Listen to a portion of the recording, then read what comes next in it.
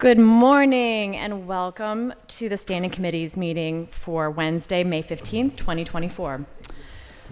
All council meetings will be live streamed on the city's website, and for guest speakers who join us at the table, please do not turn your microphones off. Our first order of business is roll call. Will the clerk please take the roll? Mr. Charland, Mr. Coghill, Ms. Gross, Mr. Lavelle, here. Mr. Mosley, here. Mrs. Kale-Smith, Here. Mrs. Warwick, Here. Mr. Wilson, Mrs. Strasburger, Chair. Here. 5 members present. Thank you. Our next order of business is a special Wednesday proclamation that the mayor's office has been organizing. So I'd like to welcome the mayor's office and our special guests to up to the lectern if they'd like to issue the proclamation.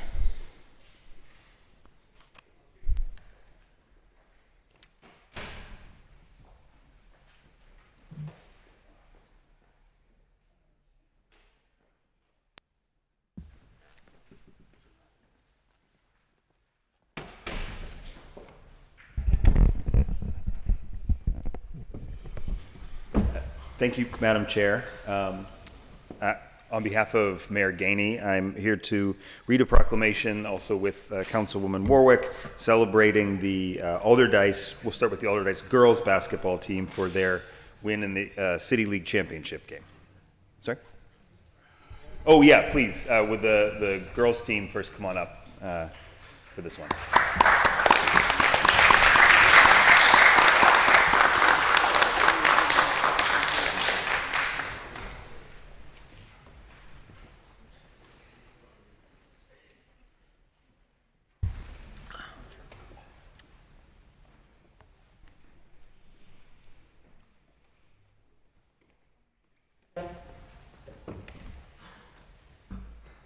Y'all gotta fill in. Come on, get in.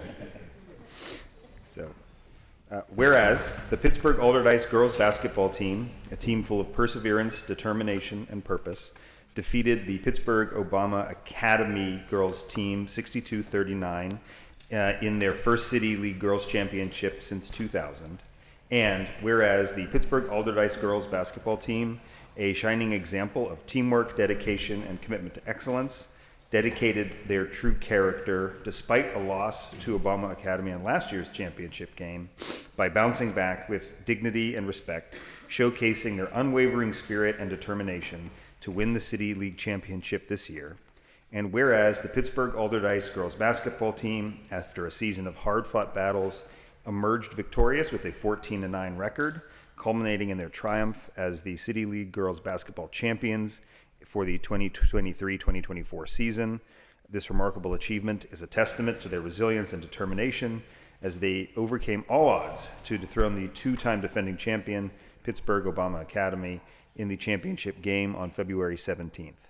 And whereas the following members of the 2023-2024 championship team are very deserving of this recognition and success, including Bailey White, Naomi Siegel, Frankie Hudson, Sina Tashomi, Isa Mandanero, Cece Pissarro, Janiyah Lash, Noraya Warren, Ray Rockymore, Peyton Lynch, Noam Coney, Shira Levy, Maya Smith, Monica Neely, Iowa Tashomi, and head coach Ellen Gilliard and assistant coach Maddie Collins-Wood, manager Mariah Reed, athletic director Jerry Hazlitt, and principal Dr. James McCoy. Now, therefore, I, Jake Pollack, Deputy Mayor of the City of Pittsburgh, on behalf of Mayor Ed Gainey, along with Council President Daniel Lavelle and District 5 Council Person Barb Warwick, do hereby proclaim Wednesday, May 15th, 2024, as Pittsburgh Alderdice Girls Basketball Day in the City of Pittsburgh. Congratulations.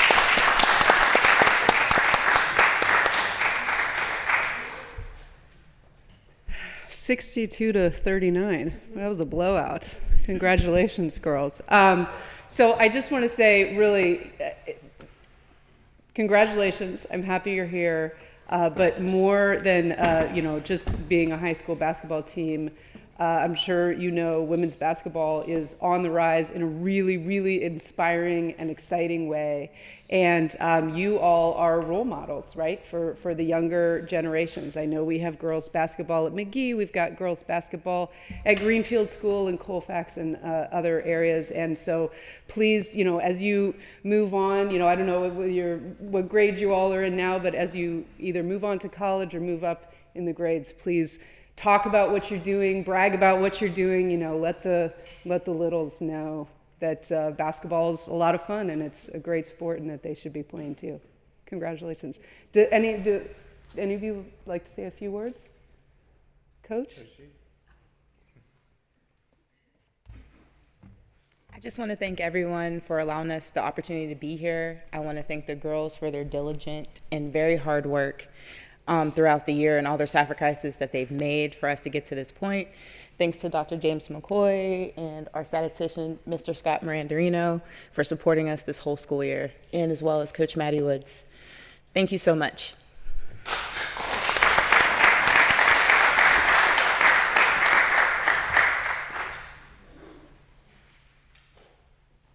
Well, who's the captain? Is the captain here? Two captains, would you like to say a few words? Just introduce yourselves. Come on. I'm Naomi. Jania's over there. We're the captains. This has been a really hard season, and we've been wanting this win for a while. So it's a big deal, and we're really excited to be here. So thank you so much.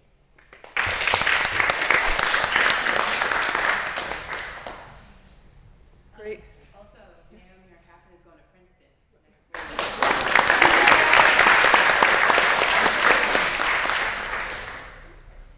Well, other members, you want to come up for the picture?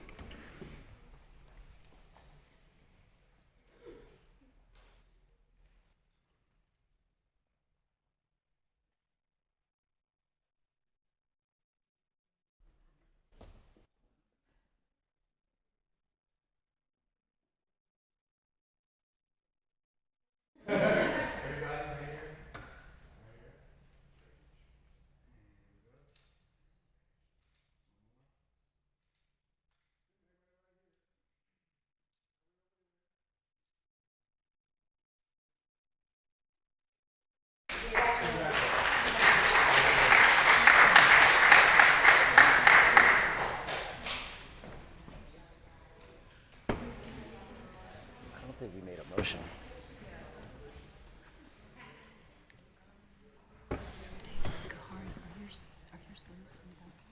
No, my son's on the baseball team. Oh, okay.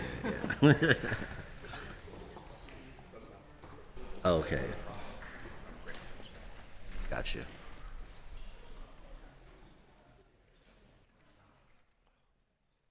All right, now if the Alderdice boys team and coaches and others can come on up.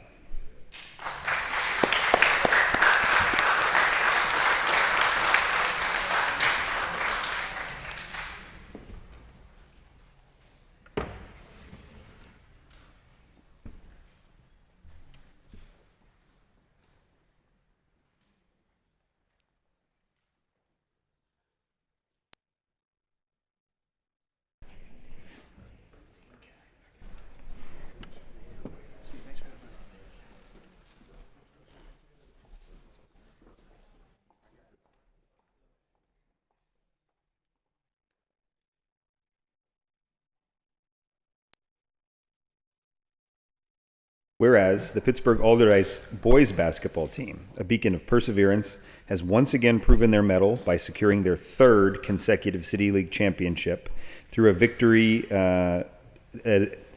which was a testament to their unwavering dedication and hard work, which was sealed by a 44-37 win over Pittsburgh Obama. And whereas in the late 2000s, the Pittsburgh Alderdice boys basketball team began their ascent to greatness, overtaking Shenley as the city's premier basketball team. Their defensive-minded brand of basketball, known as the Hawk D, showcased their strategic prowess. In a game against Pittsburgh Obama, they activated the shell defense, swarming the ball and forcing a steal that led to a game-clinching transition bucket by Logan Goal. Am I getting your last name right? Goalie, sorry. And whereas the Pittsburgh Alderdice City League's dominance has been on display since becoming champions for 3 consecutive years, from 2021 to 2023. This year's remarkable team was under the leadership of 5 unforgettable seniors: Logan Goalie, Azric Jeter, Major Rainey, Pavla Seplif. How's that one? Good enough. Okay. And Skyzir Reeves. 11 impressive and reliable underclassmen who were the foundation for a 4th City League championship in 2024. And whereas the following are members of the 2023-2024 championship team and are very deserving of recognition for their success: Logan Goalie, Azric Jeter, Skytier Reeves, Jack Siegel, Mayan Kohli, Lucas Steed, Pavel Slepcev, Major Rainey, Trey Schachter, Asher Schwartz, Keelan Wallen, Marcus Kuhn, Zach Coffey, Sam Kelly, Matt Kosis, Ryan Zuckerbraun, and Keith Taylor. Head coach Devin Krumey, manager Zamori Reeves, statistician Dejana Slepchev, assistant coaches Tim Broderick Jr., Scott Rupert, Jordan Edmonds, Lincoln Davis, and Rich O'Brien, athletic director Jerry Hazlitt, principal Dr. James McCoy, and trainer Hannah Masters. Now, therefore, I, Jake Pollack, Deputy Mayor of the City of Pittsburgh, on behalf of Mayor Ed Gainey, along with President of Council Daniel Lavelle and District 5 City Council Person Barb Warwick, do hereby proclaim Wednesday, May 15th, 2024, as Pittsburgh Alderdice Boys Basketball Day in the City of Pittsburgh. Congratulations.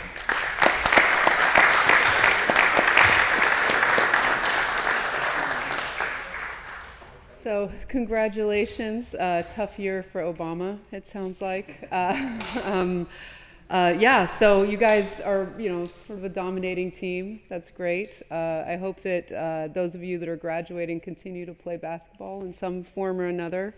I'll just say congratulations. Are you related to Tony Goalie? GBA? Yeah, okay. All right, well, congratulations. Members, if you want to come up. Oh, sorry, does anyone want to speak, coach or team captains? You sure? Yeah.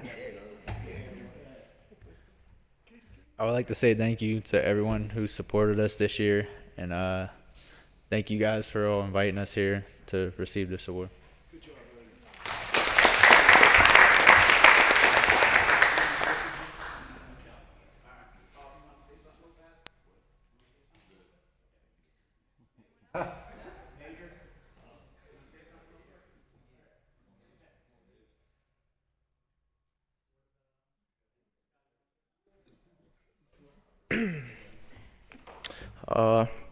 Winning 3 in a row is not easy, no matter what league it is. These guys put in the work every day throughout the season, overcome some tough times and practices, but we got through it, and we're going to win a 4th next year.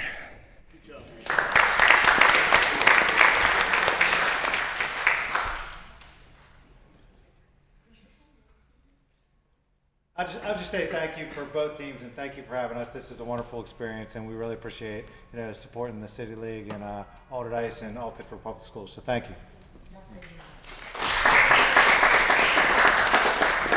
Great. Members,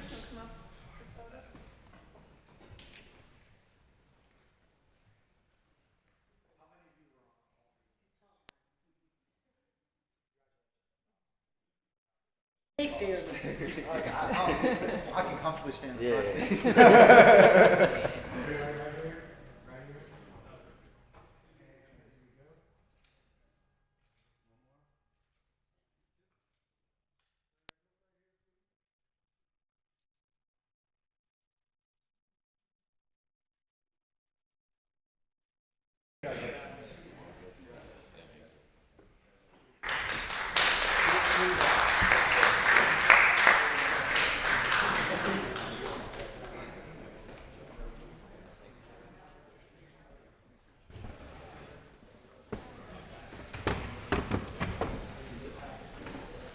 How's it going, Councilman? Good. There's something I want to talk to you about, but I can't remember what it was. Okay, yeah, whenever it comes to mind. Excited for that post agenda today? Yeah, I'm excited for the post yeah. agenda today. Yeah, got to hang out with Shane. That's why I left. yesterday's regular meeting because we had to meet and do some prep. Gotcha. He had just flew in from Hawaii and Gotcha. had like a little window. Cool.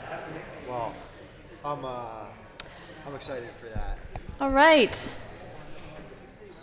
how it goes. Our next order of business is public comment. I would like to remind all speakers that the rules of council state that comments are limited to matters of concern, official action, or deliberation which are or may be before city council. Profanity will not be permitted. Please state your name and your neighborhood for the record. You will have 3 minutes to speak. Our first registered speaker is Audrey Morant.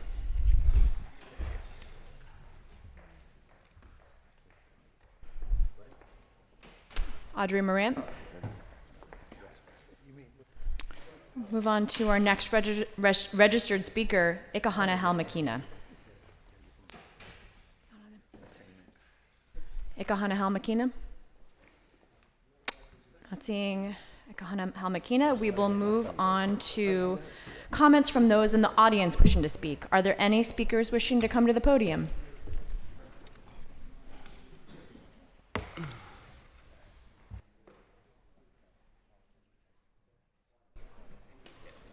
Good morning. My name is Yvonne F. Brown. I live at 715 Mercer Street. That's at the top of the hill, the senior citizen home, top of Bedford. I brought the Courier, Pittsburgh Courier, and it says, the fallout over Juneteenth continues. The city of Pittsburgh applied to host Juneteenth at the point, then backed out. So you see the community is worried about the Juneteenth. So I want you to honor your promise. If you promised him $125,000 and you're giving it to another company, and is the company a black company or a white company? I mean, run by white. I want to know. This is Juneteenth. But also, I want to say to the mayor, up in the building where I live at, the campaign person, when I was talking to the mayor, she pushed him away. He went away smiling. When I saw him again, I said to him, Mayor, when much is given to you, much is expected. And I felt that if she was going to push him away, he said she had an agenda. I said, you could have said, excuse me, Miss Brown, I have to do so-and-so, even if you didn't come back to talk. This mayor, as she's, okay, and when I went up to get something to eat, this one woman was waiting on people. And they had said, you know, she's sickening. She wants to be the manager. I thought they were talking about me, but they were talking about the woman that pushed him away. Okay, so when I said, don't worry about it, don't even worry about it, when I go to city council, I'm going to tell them how ignorant she was and he was too. And she looked at me and said, he don't want to hear nothing you got to say. He don't want to hear it. And when she said that, it's the truth. Because I've been coming down to city council talking about the problems we had in the building. Well, the mayor came to give Saluddin's brother, Reggie Howes, a proclamation. But you didn't go up and talk to the manager. I believe if you come in that building, you should have went to the manager and she would have told him we're having problems with a bad actor. But he's down in the cellar giving out proclamation. And the whole building, there's 190 apartments in there. The whole building is upset that they didn't know that he was even in the building. How is it you got a mayor that'll sneak in, give proclamations, buy a plaque for Saluddin's brother, who came from California, hasn't been in the neighborhood, in the building that long, cleaning in front of August Wilson's building. And the mayor, with his said, oh, you got a problem with that, Miss Brown? Yes, I do. And August Wilson would have too. August Wilson told me to keep coming down and speaking out. Because if not, it's history. His story. His story. Our story is that this mayor needs to be written out. Thank you. Any further speakers? Are there any further speakers? There being no further speakers, that moves us on to today's agenda, Standing Committee's agenda. And our first committee is the Finance and Law Committee, chaired by myself. Deferred Papers, Bill 89. Bill 89, Resolution amending Resolution 909 of 2023, titled Resolution authorizing the fee schedule for 2024 pursuant to Chapter 170 of the City Code to reduce the cost of employee parking. Motion to hold 1 week, or 2 weeks, I'm sorry.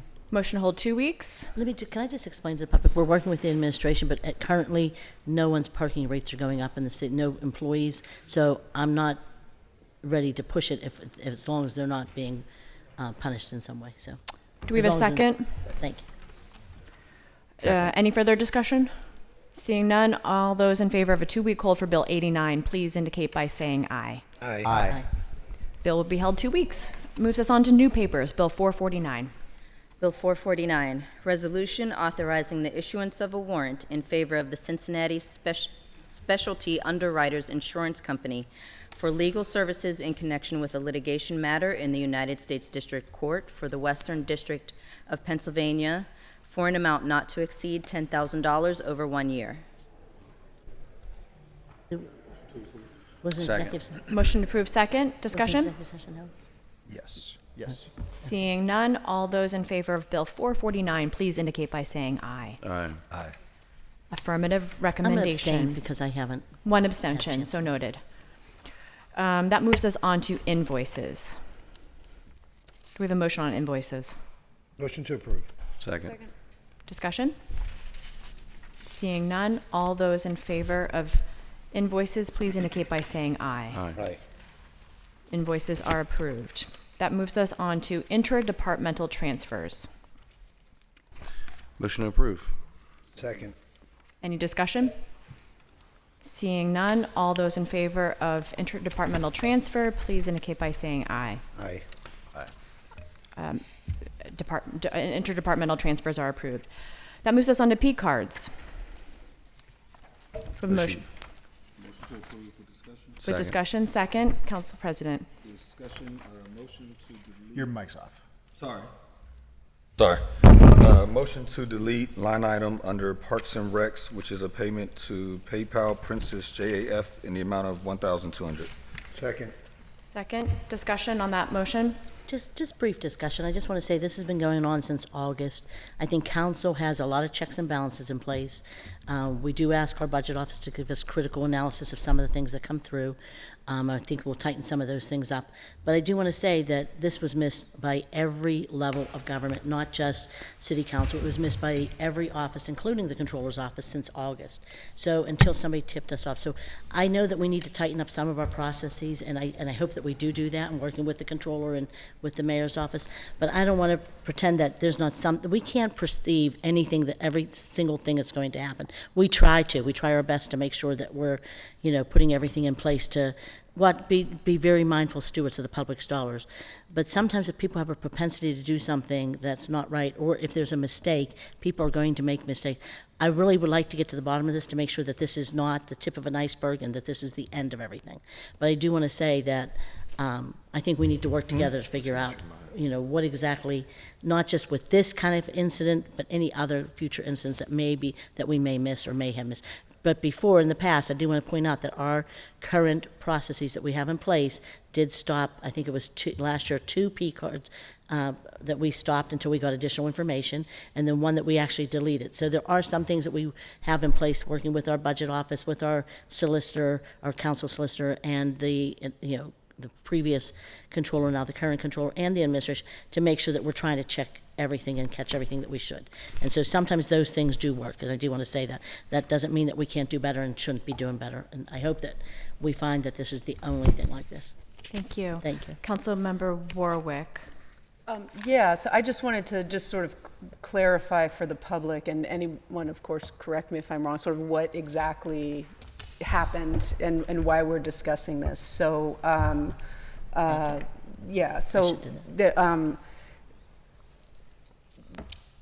we'll start by, this individual was charged with some anti-Semitic harassment, so his name was in the paper. And then the name having come up, presumably a search was done, just, precautionary. And so it came up that, right, the control had, right, so it came up that he had been paid through these P cards. There was some work that was being done for city parks related to the farmers markets. And the city, and again, please, anybody correct me if I'm wrong, but we pay by invoice, we pay by P-card. A P-card is a faster way to pay. That's like paying with a credit card. You get paid up front, right? In this case, it was through PayPal. An invoice is a bill where they invoice the city, so it takes a little bit longer to get paid. And the rules say that services, right, professional services are not appropriate for P-cards. We do have an exception in city parks so that we can pay folks who do like face painting and little jobs that we do at our events so that they can get paid quickly. So it's not this sort of onerous invoice process. But in this case, with the work that this individual was doing, it was like monthly work that really should have been invoiced, not paid via P-card. So that is where the mistake was. Also, this person did previously work for the city for about 6 months, I think, in special events. And so the next steps, my understanding, the next steps are the controller is going to do an independent investigation into it just to make sure that everything that I just said is accurate, and also the administration is going to identify whoever it was who, was making these payments, and then maybe do some kind of training to make sure that it's clear for all staff, like when you do an invoice, when you do a P-card. That is my understanding. If anybody, please correct me if something sounds off. Thank you. That's it for me. Thanks. Thank you. Councilman Charlin. I think Controller Heisler is here to talk about this, if we can bring you to the table. It's a little bit unusual to bring someone up to talk about a P-card, but this is definitely an extenuating circumstance. Good morning. Want to introduce yourself? Nope, you're on. Good morning. I'm Rachel Heisler. I'm the city controller. Controller Heisler, can you tell us a little bit about how you uncovered this? Sure. So on Friday afternoon, I received a phone call, an anonymous phone call, indicating that the person who had been arrested had been an active contractor for the city of Pittsburgh and had previously been employed by the city of Pittsburgh. So at that point, we started, our investigation to figure out if this was true. I will note that on the initial invoice that was submitted and paid by our office, that was submitted via traditional DI, this individual's last name was spelled incorrectly, which made the search a little onerous. But we identified them through the address that was on the arrest paperwork. And then from that, the initial invoice, which all of these copies can be provided to anyone who's interested, so we couldn't find any other payments besides that initial payment, which was paid out in July of 2023. And so we went through that and discovered this person's, their PayPal and their Venmo. So we went back through and searched for Venmo for PayPal, excuse me. And because the PayPal name associated initially was Princess Jafar and the PayPal name payout was Princess Jaff, until yesterday, which was confirmed by the communications director for the city, we actually weren't even positive, which was articulated in the note that I sent on Friday afternoon, that this was in fact the same person because it wasn't an identical match, but it likely is that the character maximum ran out. And so yesterday it was confirmed that this person is the same person. I think the law enforcement side of things will be taken care of by the DA. That's not within the scope of the city controller's office. My primary questions at this point are I'd like to see all paperwork that was submitted, invoices, copies of emails going back and forth to just figure out how this person, the rumor is, and I will articulate that it's rumor that this person had been terminated from the city in December of 2022 in the special events office within the Department of Public Safety. How 5 months later did they come to be a contractor for the Department of City Parks for special events work if they were previously terminated within the last 6 months? That's a question I have. It appears in the initial paperwork that there was no application submitted to do this contracting work. I can't find a formal job description. I haven't seen anything with hours. So we'd like to uncover how this came to be, how these hours were tracked by city parks. The date outline that was provided yesterday by the communications director, we'd like to verify that is in fact the case. So we're just we've asked for employment records, which would need to be kept confidential for privacy of this person, but also P-card training, and it's our belief that the person who facilitated this transaction had actually received P-card training in the month of January, and in January, P-cards were processed that were paying this person for professional services, and obviously subsequently February, March, April, and May. So we just want to investigate that, and then we asked for all email correspondence regarding this person's employment and contractor work in the Department of City Parks. So the invoicing that would dictate that timeline, just to kind of figure out what happened. Is it usually the protocol of the controller's office to receive employment records? Is that something you usually receive, or is no? that I mean, verify? we see payroll. I have copies of this person's payroll when they were paid by the city. That if we got a right to know request for that information, we would refer them to HRCS. That's not the role of our office, but we did verify that they are, because we audit payroll when it comes to our office. But payroll itself and employee records are handled by HRCS. Sure, but what I'm asking is in terms of knowing if the employee was or the former employee was employed within a year, knowing that we're breaking our own technical violations, would you know that this person was employed within a year, other than looking through their payroll? So our office previously, this ceased in 2022, but we previously would receive an alpha list, which would verify anyone's city employment. That's all public information. That correspondence, to my understanding, has stopped. We would welcome the resuming that practice, but no, I would have no way of knowing, besides reviewing our office's own payroll records, if someone was or wasn't employed by the city. But that was verified yesterday. Okay. Now, what is the controller's role usually in looking through P cards? How do you go through that? How do you verify? We audit in the aggregate. We don't have access any longer to any paperwork that's submitted. I will flag that in 2019, our office, before I was employed there, did an audit of the procurement process and highlighted significant issues, particularly with P cards and the documentation process being inadequate.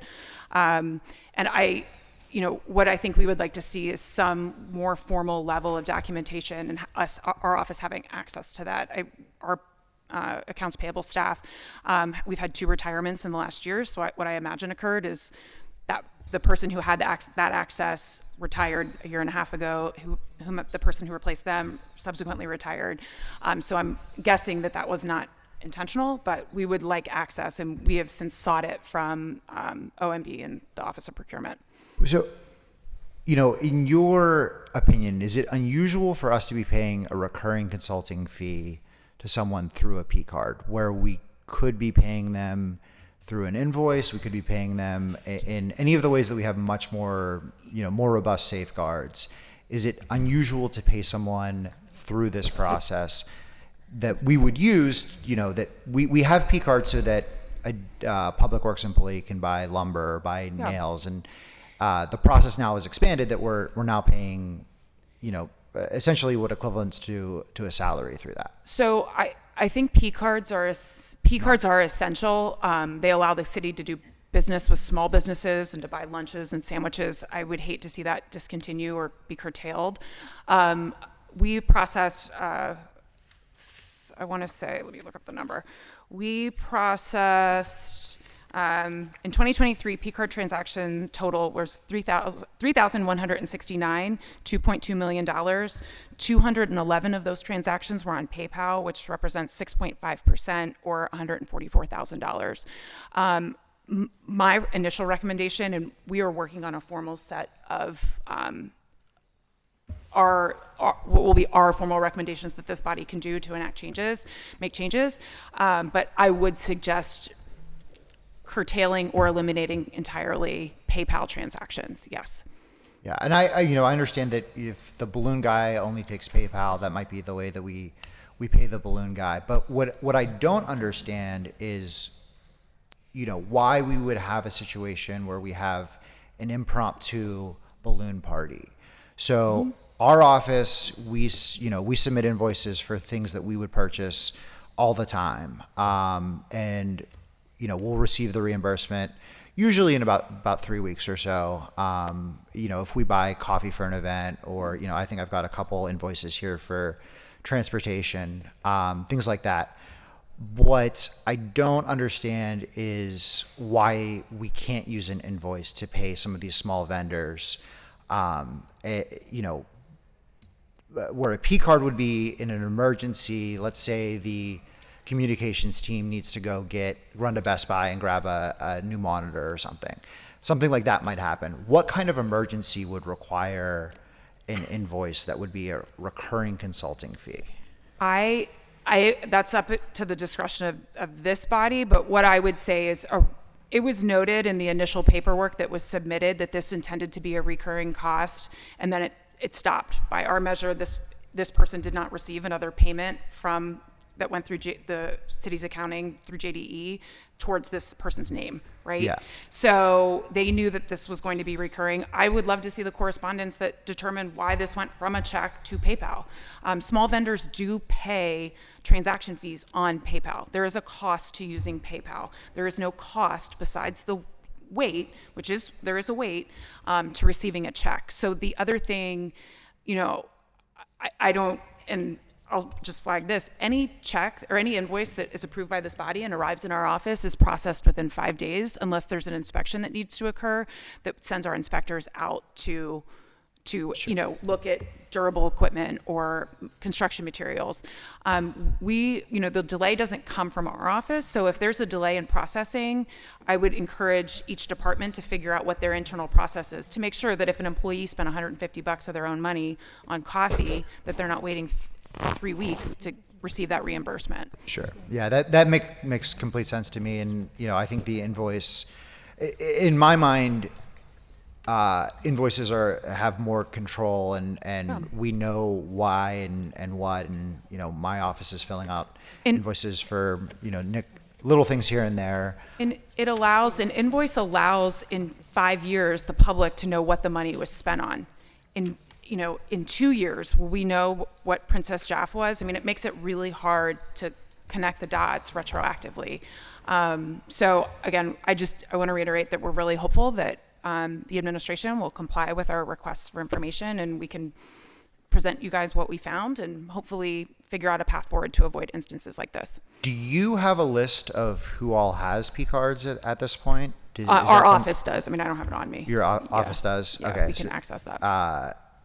Roughly, do you know how many P cards are out in the city? I don't. But I do want to reiterate that P cards are a really vital resource for our city departments. And again, in instances, particularly with food and catering, they do allow the city to work with small businesses and to employ, local restaurants to cater a program that a community we're working with a community group with. So I would hate to see that go away, and I do think that there's a way that we can all work together to instill confidence in this program. Would it be usual for your office to know what kind of services were being rendered here by this individual? Is that a usual thing that your office would have? If an invoice was submitted, yes. Yeah. Have you found out what services were rendered? No. And you've made that request, right? Yes, twice. Okay. And it hasn't been answered? No. Okay. All right. I think that's all for me for this round of questions. Thank you. Councilman Coghill. Thank you, Madam Chair. Morning, Controller. Good morning. Yep. First, I want to say I appreciate your watchful eye. I think it's important in your role. I just have two quick questions. Why is it that we're paying Princess Jafar and not using his real name? Is this a company that he set up, or some sort of... I have no idea. You don't have any idea? Yeah, Really? Bank of America. So the city, when you're a vendor for the city, we run 1099s every year. That the Princess Jafar PayPal name, that 1099 would have been created and processed by Bank of America. They're our P card vendor. So I I don't know if they're filed as a business. I don't know if, I truthfully have no idea. And Right. again, I would love to see that paperwork that would, I'm hoping there's an MOU that exists between this individual and City Parks that would outline the month-by-month work that was being done, the hourly rate that was signed by both parties. The city controller's office wouldn't sign an MOU between a department and a small vendor like that, but I'm hopeful it exists. I mean, part of what I think is just transparency as to, we see Princess Jafar, and just Princess Jafar is not a person. Correct. Might be a company, we don't know. Correct. But he's receiving payments. The payments are being made to Princess Jafar.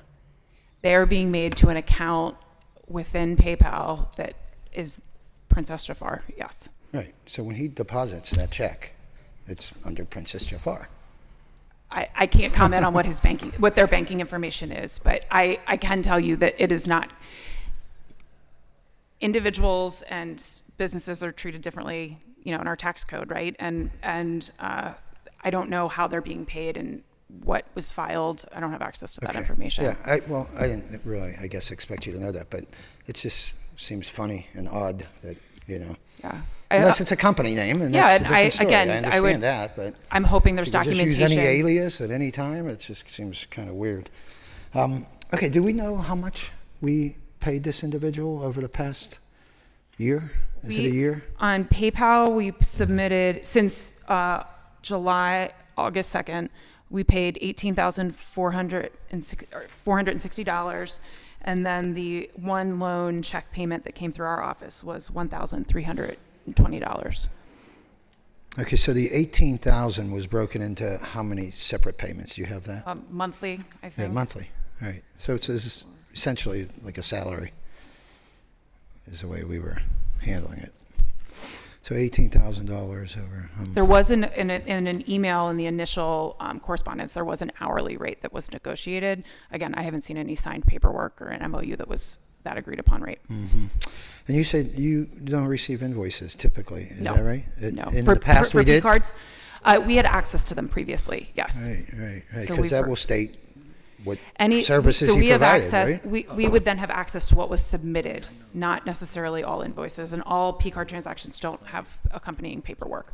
So surely we have that information somewhere, whether it be the department head or I would hope OMB or somebody knows the services that he provided. Yeah, I would hope that there was information that would explain these monthly charges and how that amount was, how they got to that amount. And you've requested that information, I you're have going to look twice. into it, and then you're going to kind Report of back. put out a report. Okay. Yeah. Okay, well, that's it for me. I appreciate you being here. Thank you, Madam Chair. Thank you. Thank you. Second round, Councilwoman Cale Smith. I just, real quickly, we used to receive a hire, fire promotion list, and that would tell us who was hired, who was fired. And I'm wondering, was there any notification from Public Safety did you see anything from Public Safety to City Parks telling that this person was fired? And do those lists still exist? Does anybody know? Do we still receive those? Because I haven't seen them. That would be part of the information that I would hope would be turned over to us, but I have no idea. I don't know. Like I said, we received the last time we received the Alpha list, which was that public list of all active city employees, was in August of 2022. And I do want to remind directors that when council members ask for information, that they have to give the information, or it's considered malfeasance. And so, according to our own code. So I want to make sure people understand that. So you can't just ignore emails we send. You just can't not give us information, or we're going to pursue things. I mean, I know I'm going to, because I'm not going to not represent the people that I represent. But I think that I'm going to request that we get that list again, so that we can at least keep an eye on some. And those are some of the things we should make public as well. And I do know Councilwoman Strasburger's talking about some changes. I know you're talking about some changes. Our budget office and others are talking. I know Councilman Charlin's talking about some changes, but I want to make sure that whatever we do, it's not just reaction to this one thing, and then there's all these other things that we forget about. So I think it's having a serious conversation about a comprehensive, conversation and plan. Yeah, moving absolutely. forward. So, I mean, thank you for. I know you're very bold, and you just got in, and it's challenging when you're questioning people, your colleagues, and people that you work with. It's difficult because we all want to work together. We all see each other every day. We all want to get along, and nobody wants to think anything bad's ever going to happen here because we want to trust everyone. But there are times when we have to these are public dollars and we have to do what we were elected to do. So thank you. Thank for you. looking into this. Thank you. Councilwoman Gross. Thank you, Madam Chair. Again, Controller, thank you for the email that you sent last week as soon as you found out everything that was going on. We appreciate your being expeditious with sharing the information. That was really, really helpful so that we can all try to get up to speed. But I do want to, and I apologize for missing the beginning of the conversation, only caught bits and parts of it. When we talk about the use of P cards, I appreciate that you've emphasized several times how critical it is. And we all know in our own lives that sometimes you only are able to get something off of a website. And that website's not going to send you an invoice, right? Be like, I really want to order those slippers from Amazon. They're not going to be like, well, we'll send you an invoice for these slippers so that you can then return around and write us a check. Right? So that's the reality of the city's functioning these days. Absolutely. When I was talking to my staff and we were trying to kind of think through the things that we're now all talking about, I was recalling how even 10 years ago, we still had bricks and mortar office supply stores. And there was one on Baum Boulevard. And the city's, at the city clerk's office, if we wanted yellow file folders so we could color code or something, they'd be like, well, we'll order them from the office supply store on Baum Boulevard. And then because that had been, a 50-year account with the city or something, that bricks and mortar store would send over the paper triplicate invoice for that order. And then the city would and the controller's office would write a check for it. Those stores are gone. So now, even at City Council, if we want to order some office supplies that aren't already in-house, it's ordering it on a website. And so that's partly what these P cards are for too, right? So that we can make purchases. If they're bigger accounts, then it does go to OMB. But when we're talking about small purchases, it allows for those things to happen that couldn't otherwise happen. But I do understand there being, and I do not believe that these are just for emergencies, right? It wasn't an emergency that I need yellow file folders, but still the only way to get them is off of a website. And so there's that functionality too. But and as you emphasized in Parks and Rec, our summer programming especially, it's not just summer, but especially our summer programming that is so robust. We don't want to not have the kids be able to enjoy things from an art cart. We want the kids to be able to enjoy things from face painters and from the small neighborhood festivals that our Parks and Rec staff are so good at doing. And providing, movies in the parks, and we want to make sure that they have the things so that our neighbors and our citizens have great, enjoyable, free programming. But I do see that there's a categorical difference, not between an emergency and a not emergency, but between a caterer or a website payment that needs to happen versus someone who's receiving monthly payments. It's not a salary. We'll define salaries as things that involve benefits, it's city pension, et cetera. These payments involved none of that. There is absolutely a role for basically your 1099 contractor, right? Mm-hmm. Absolutely. But I can see how that's a difference, right? And so purchasing the sidewalk chalk that you need for this week's or this day's festival in a neighborhood is a small purchase, or even the services of the person delivering the bagged lunches for that day, if it's a different one-time purchase, versus someone who's receiving monthly payments, installment payments. That is definitely a categorical difference. So I'm not even opposed to PayPal. I don't think eradicating PayPal, because I can imagine some of the small purchases we make. Let's say it is a small restaurant's website, and you want to, we are always emphasizing and encouraging city departments to make purchases from city businesses and small entrepreneurs. Well, their little baby website, because they're not Amazon websites, it may actually be receiving cash from PayPal. And that would be technically a PayPal purchase. It's my understanding that when a vendor has established themselves with PayPal, that comes up as a traditional, it would come up as DeBella's subs, and they use PayPal as that vendor. This is us sending money via PayPal. Do you understand the difference? So one is we're paying on a website that is facilitated via PayPal. And I don't know that we would know that. Do we know that the Chase Bank processes X card, because PayPal serves as a credit card processing entity, and it also serves as a way to receive money. And when these payments were sent, you wouldn't know that DeBellas uses PayPal versus Chase Bank to process their credit card payments. Okay. But you would know that you were logging in to send $1,200 To a vendor. To a vendor or a person, because that has not been clarified yet, if this is this individual's PayPal account or this is their company's PayPal account. But when you're sending money via PayPal, like you're logging in to PayPal and paying in that way. So I just want to flag the difference. I mean, PayPal is an essential thing for most small businesses, and it's the easiest thing to get set up with if you're a small business. It's super user friendly. It requires non-robust banking infrastructure. So a lot of small businesses use PayPal to process credit card donations, but that isn't what happened here. Well, so there's two things, Yeah. right? And so let's say there's two balloon artists. One of them has an actual website that is PayPal is the back end. Yep. Call it back end. And you're saying that that is wouldn't look like PayPal on our P card listing. Correct.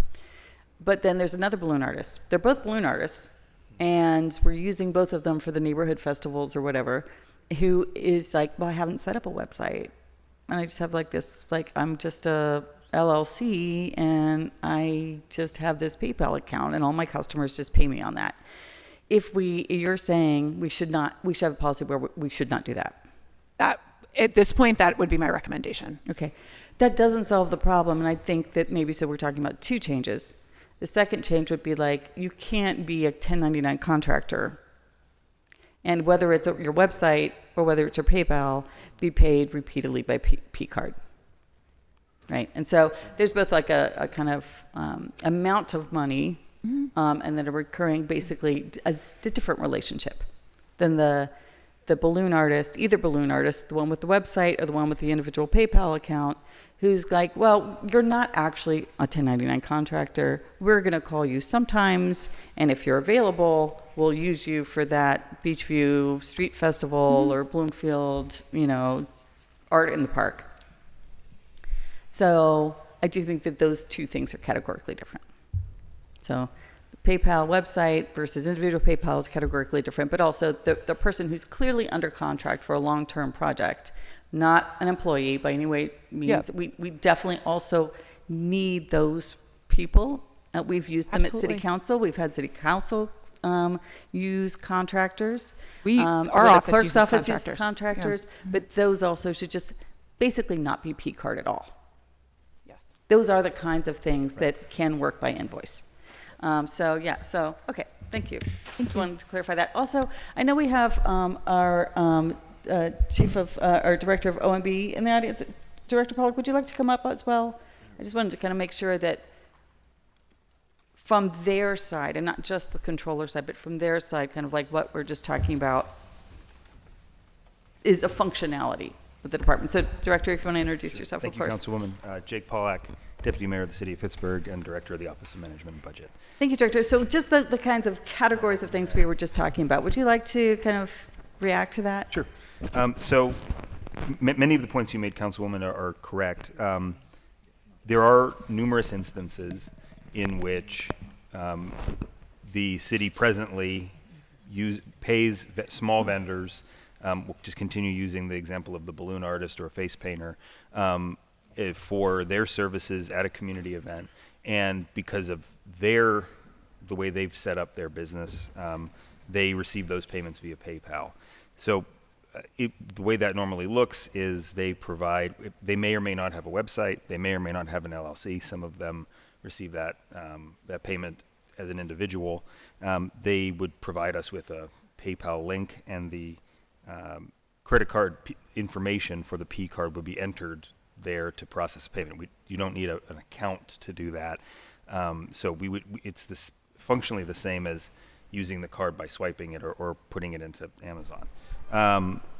In this instance, I agree that this was not an appropriate use of a P card and in fact a violation of the city's established P card policy, which states that professional services cannot be paid for via P card, and this is an instance where this was clearly a professional service, and so should not have been put on a P card. I should also note that the use of a P card does not preclude the existence of invoices.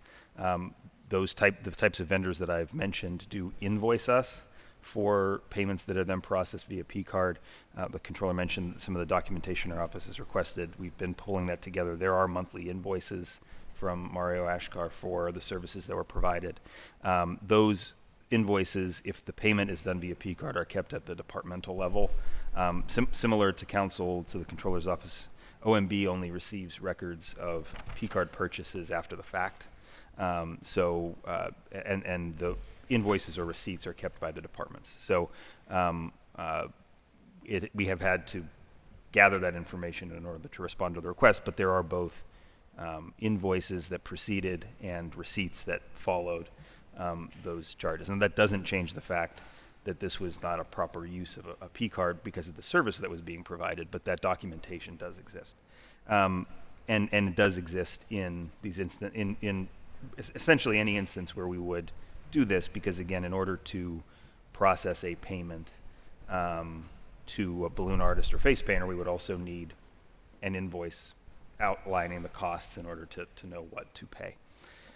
I think there are opportunities to improve our procedures here that this instance highlights. Most of the checks that OMB has applies presently to the P card list, again, after we receive the statement from our credit card provider and before it's forwarded to council, are to ensure that there aren't multiple transactions in the same week that violate the existing rules, right? To ensure that we didn't charge, the department didn't run the card twice for two different transactions in a way that would functionally exceed the limit.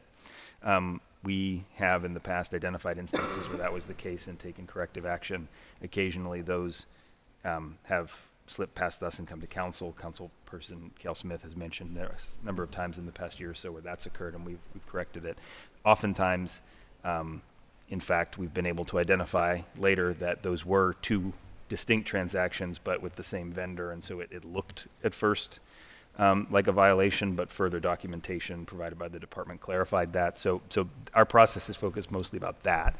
We have not instituted a process until now that would facilitate identifying a situation like this where something that functionally is a professional service. Let me just bring it down to examples, what you just said. So again, if I'm a city employee and I've got to do go to a small, or either provide entirely an event in a neighborhood, and then summer, again, we have kids programming a lot, are the ones that are coming to my mind. So, we want to have something for kids in Bloomfield, and so you're the department, and you want there to be a balloon artist, but it's not like we have a balloon artist employee, right? So we don't. Okay, we don't have a balloon artist employee, and we don't also have someone who's our kind of consultant balloon artist, right? So not, under contract to show up to every festival. It's more like you're shopping for cookies, or again, you're shopping for a caterer, right? Like, can I order 10 pizzas from you to show up to this event this day? Can you show up and do the balloon art this day, right? It's more like a product, a one-time product. You may shop around for balloon artists for 30 events that summer, and so there may be times where you use that caterer repeatedly or that balloon artist repeatedly, but it's not like they are a 1099 contractor, right? So everybody's kind of like shaking their head and being like, exactly. So the difference is with that, when I'm saying contractor, you said, I think, professional services. It's not professional services if it's under a certain amount, right? So, yeah, can you speak to that? We would classify something like a balloon artist or a face painter as not as a professional service, but as a vendor. It's right? a vendor. So, thank you. So that's categorically kind of different. You're right. We might use the same balloon artist several times over a summer season, but we would treat each engagement as separate purchases buying a product, yeah. of their participation in an event. Thank you. Yeah. So, and then a difference with why does the city use a contractor? Well, similarly, you have, let's say, a project that you know is going to be a 3-month project, and you want there to be a deliverable at the end. You can't switch the person on the project every week. They wouldn't know what happened last week. You would never get to the deliverable that you need at the end. You actually need the same person to do some complicated but short-term project that you need done. Whether it's building something, or it's solving something, or it's just dealing with a project like cleaning out some offices or reorganizing, some systems or something like that. But there's a clear expectation of what is to be accomplished, and that your invoiced shows that those things are being accomplished until the deliverable is achieved. There should be a deliverable at the end. Here's your plan for, in this case, maybe, I think it was farmers markets, or here's something you didn't have before that now you have. And you can't just shop like it's a product every week to have a different person do that. You would never complete the project. So it's one person under contract to do a project that doesn't make sense to bring on a full-time employee to do, because it's not something we need on a daily basis and forever. Yes. Did I say that right? You did. Okay.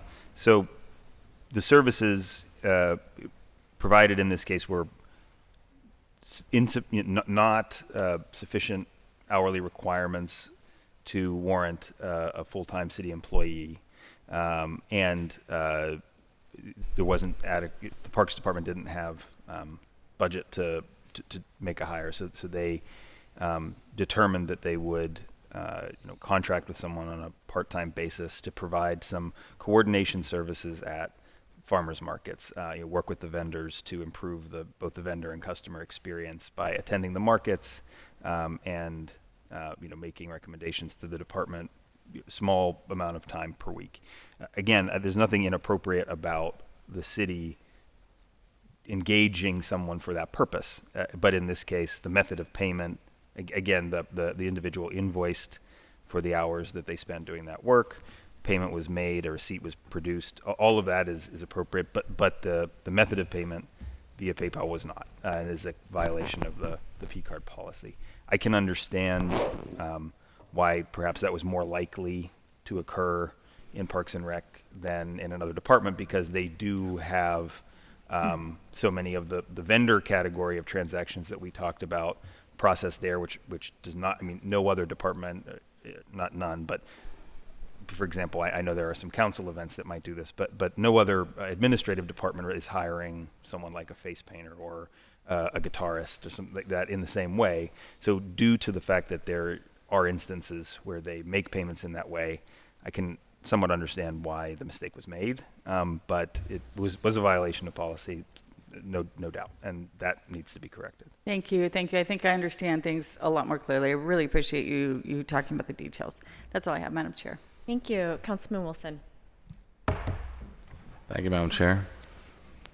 I wanted to call you up to the table because I just wanted to just ask you simply, so what the current process is now for P cards, on how it's, before it's sent over here, in terms of who reviews it, whether it starts at departments and then it goes to OMB and then it comes over our way, and then what steps are you going to take to correct? So, you clearly laid out what's, how it violates the internal policy.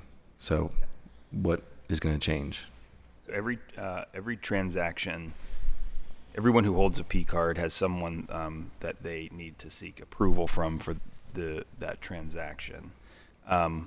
Typically, though, that process occurs within the department. So, for example, a fiscal administrative staff member in a department, would hold a P card for the purposes of making purchases and would need to receive the approval of their superior or their department director in order to make a transaction. And again, it varies by department, by complexity, right? Sometimes there's a fiscal administrator and the director, and they're the only ones involved in the process. With some of our larger departments with bureaus and multiple levels, there might be intermediate steps. But those the documentation and those approval processes reside within the departments. OMB pays the bills, pays the credit card bill when we receive it. We review the list of posted transactions after they've already occurred, and then we prepare the list, which is transmitted to council. But again, that process happens when we get effectively a credit card statement. As I mentioned in response to Councilwoman Gross's question, in our review, we identify areas where there may be issues with the charge, but those have typically focused on multiple transactions occurring on the same statement period. This instance, I think, highlights a need to look at multiple transactions with the same provider over time, which has not been part of our procedure to this point. And I think that is an area that this instance highlights a need to address. I don't know if multiple payments, I mean, although that could flag something, but it seems clear that, there would be, well, there may be, like if I was receiving this, I don't know, obviously this is all hindsight, but if I was receiving this, whether I'm the department or, just someone on the other end before it comes over, there would be, is this within our policy or not? And right. It clearly says here, it gives a description. And so I guess that's how are you going to identify that's what I mean. What is within the policy and what's not? Like that's what I mean. Contracted. What's the term that we're using for why? What's the reason why it's outside the policy? This service is a professional service, which is prohibited by the policy. Right, but historically, just like you mentioned, everyone's mentioned the balloon guy. That falls under it too. So. Yeah, we could identify that we've made multiple payments over time to the same provider and deem that appropriate because of the service provided. In this case, as these transactions move through with a monthly payment, the manner in which we're looking at those transactions doesn't make it easy to identify that a payment for substantially the same service happened 1 month earlier. Yeah, but I'm just trying to understand. Are we saying that the balloon guy is professional services? No. Okay, what are we calling that? A vendor. A vendor. And so professional services, that's what I'm talking about. So whenever that will come down, why, I would think that there would be a process where you're identifying professional services. That process does exist through the normal procurement process, right? I think if a department is seeking a consultant, right, they approach the procurement team, develop an RFP, issue an RFP, a contract is drawn up, and then that is at various points approved by council as a professional services engagement. Yeah, right? I get that. But on this level, why not just determine whether or not there's a professional service within this packet or not? I think what I'm trying to describe is that the manner in which the transactions were submitted, by the fact that they used a P card and the way in which they were submitted to OMB and then ultimately to council, did not make it possible for us to identify that until now. And therefore we need to adjust the ways in which we were reviewing the monthly P card transactions in order to be able to catch, if you will, violations of the policy. When we are looking for multiple transactions that occur within the same statement period that would exceed the limit, that looking at it on a month-to-month basis is well suited to identifying those types of violations of policy and to correcting them. But the review process we've utilized until now hasn't made it easy to identify these types of issues. So we'll have to make adjustments to those. When will we see the updated review process? I don't have a timeline for you on that. We're still very early in the process. We've spent most of the time since Friday when the controller brought this issue to our attention, compiling information about this particular instance to identify what happened here. Beginning to work on revised review procedures is the next step in our work here. All right, thanks. Sure. Thank you. So I'll just say for my part, these conversations were just starting to happen this morning, so I haven't really discussed with council members, but it's my hope and desire to assemble a council group that would be comprised of up to 4 council members, but it doesn't have to be that many, our council budget office or legislative analyst, to have at least one meeting each with the mayor's office and the controller's office to fully understand what each of the different offices are doing with regard to internal checks, potential changes in policy, and then what we as council, what we as council can do to amend or change or update our own policies, and then policies around P-card transparency as well.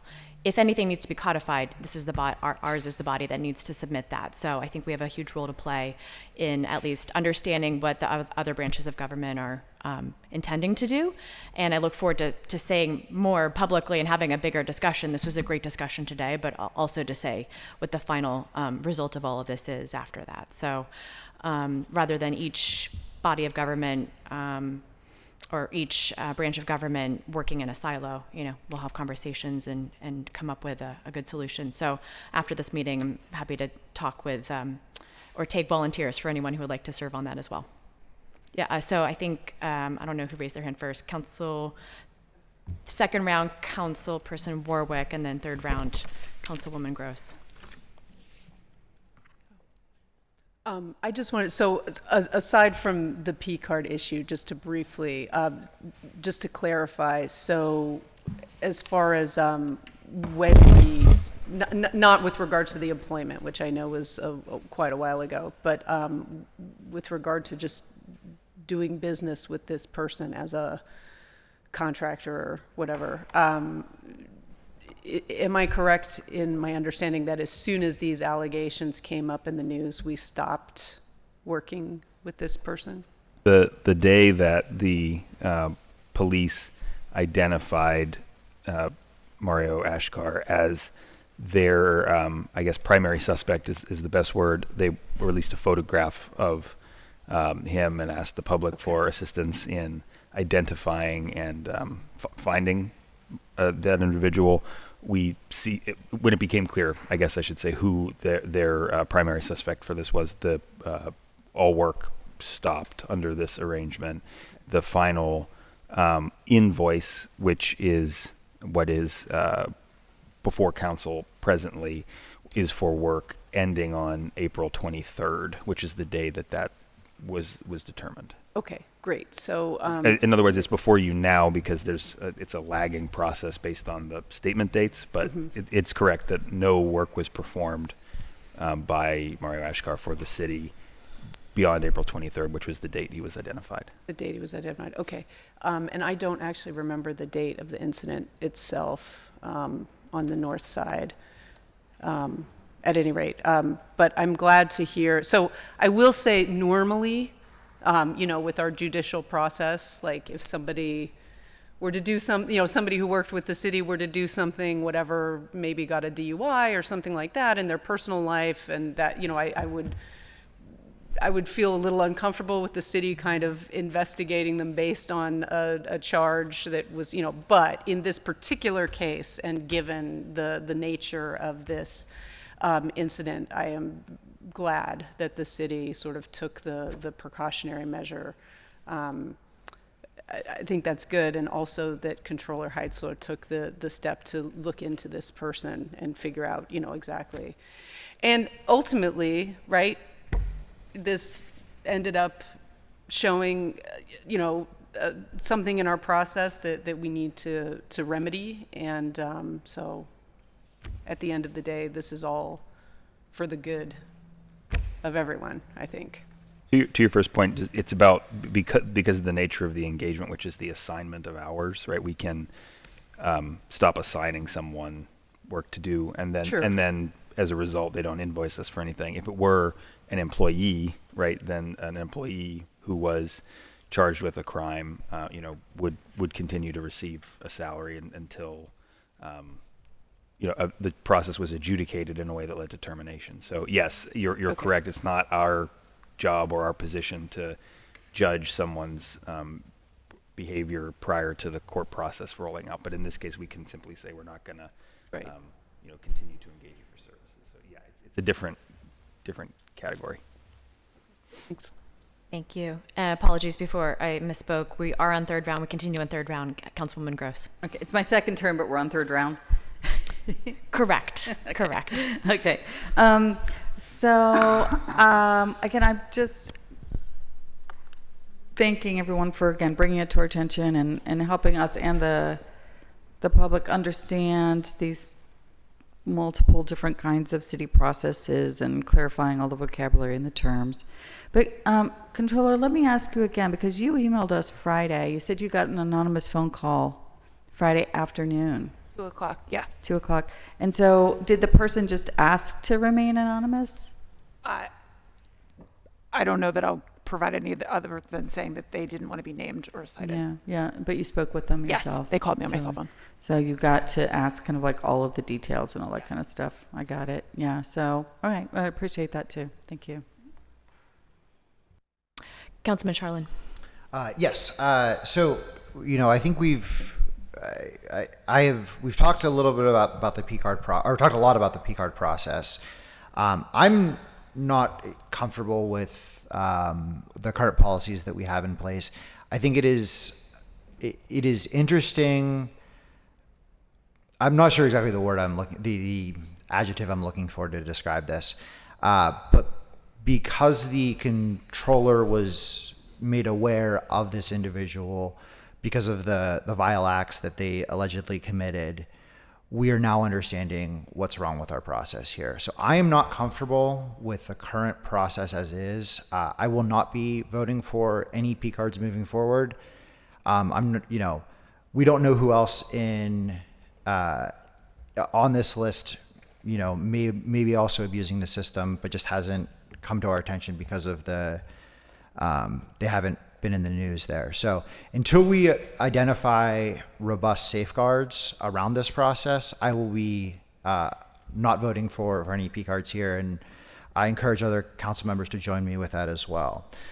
I do want to talk, though, Director, because you seem to know a good bit about the nature of this individual's work.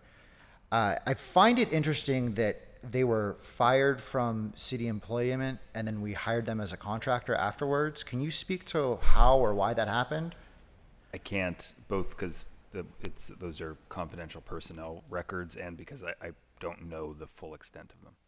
I mean, you would admit that that's probably kind of strange, right? If I fired someone from my office, I wouldn't also hire them as a contractor. I can't speak to that. I can note that it was two different departments that were involved there, but I really can't answer questions about an employee's personnel records. If an employee was fired from PLI, I wouldn't hire them in my office, or I definitely would have them contract in my office. I think that's a little peculiar. And yeah. Something that I think we would need some explanation on. The Department of Parks and Recreation wouldn't have access to an employee's file from when they were an employee of the Department of Public Safety. Does our human resources not check that someone previously had city employment and was terminated? The individual applied for another job, that HR would conduct that kind of check. Yes, but they were not hired for a city employment. The engagement with Parks and Rec did not make this person a city employee, so HR would not be involved in that process. Okay, I understand that. I do think that's very strange and something that we should definitely have some clarity on. I'm curious though. So because we know that we've agreed, and although we were told yesterday in the press conference that this was just a technical violation. This is a violation of city policy, the policy that we all agree that governs our body here. Yes, it is a violation of the P card policy. Technical or otherwise, it's a violation of the P card policy. Well, I mean, technically, I can blow a .09, and that's technically a DUI. I'm sorry. So it's illegal, right? My point was I take umbrage with that word. I didn't use that word, and I'm not. Yeah. I'm not sure what you're referring to. The administration spokesperson did. So, again, I do take umbrage with that word. But I'm curious, was the director asked to use a P card in this way? Was there a direction to use a P card in this way? Was No. financial analyst told to use this in this way?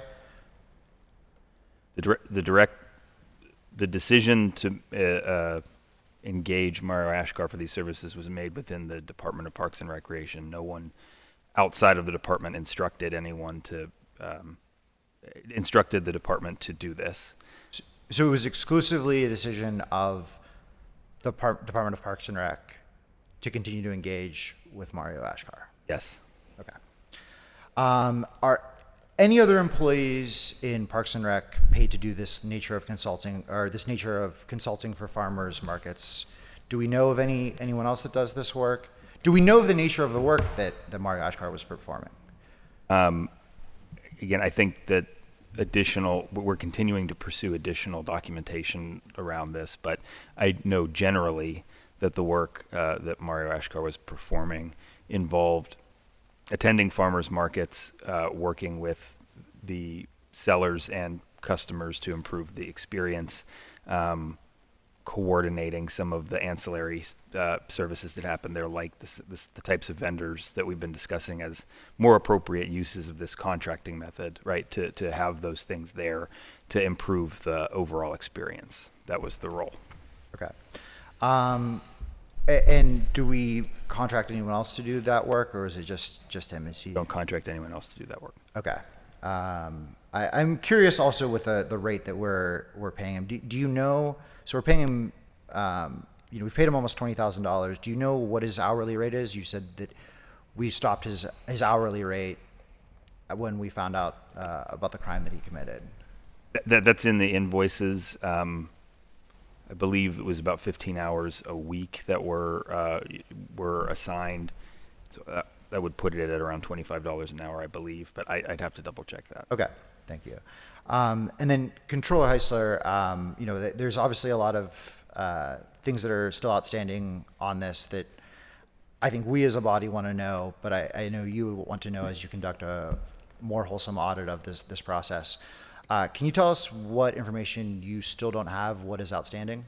We are eager to see how this person was identified to be a contractor in city parks, who introduced them to the director. How did they come to be, if their employment, however you cut it, didn't work out as a special events person with public safety, how are they subsequently referred to be a special events person with city parks? That is a question. We're hoping to see that documentation.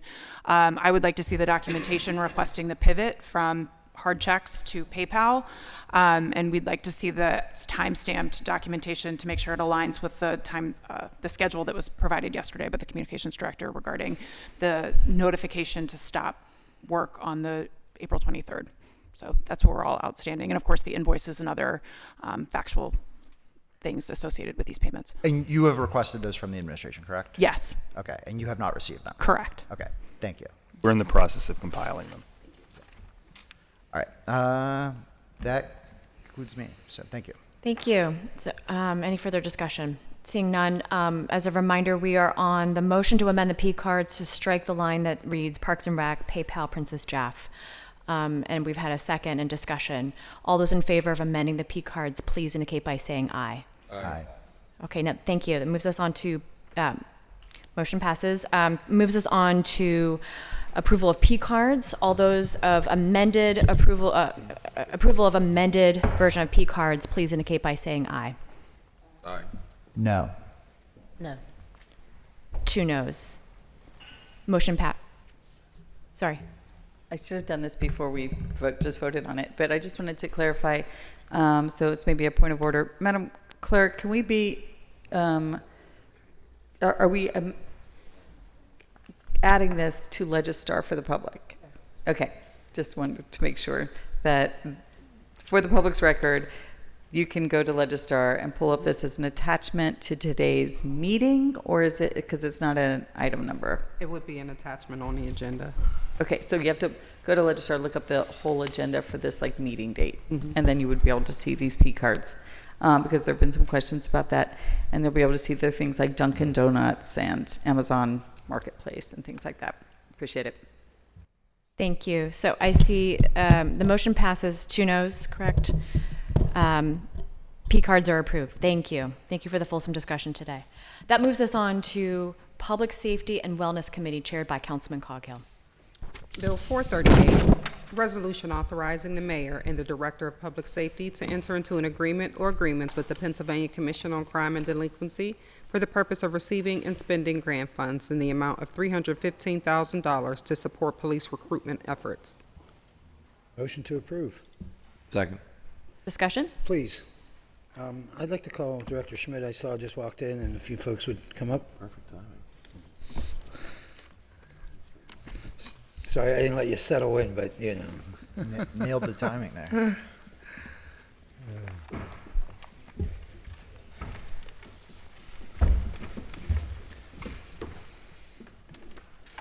So,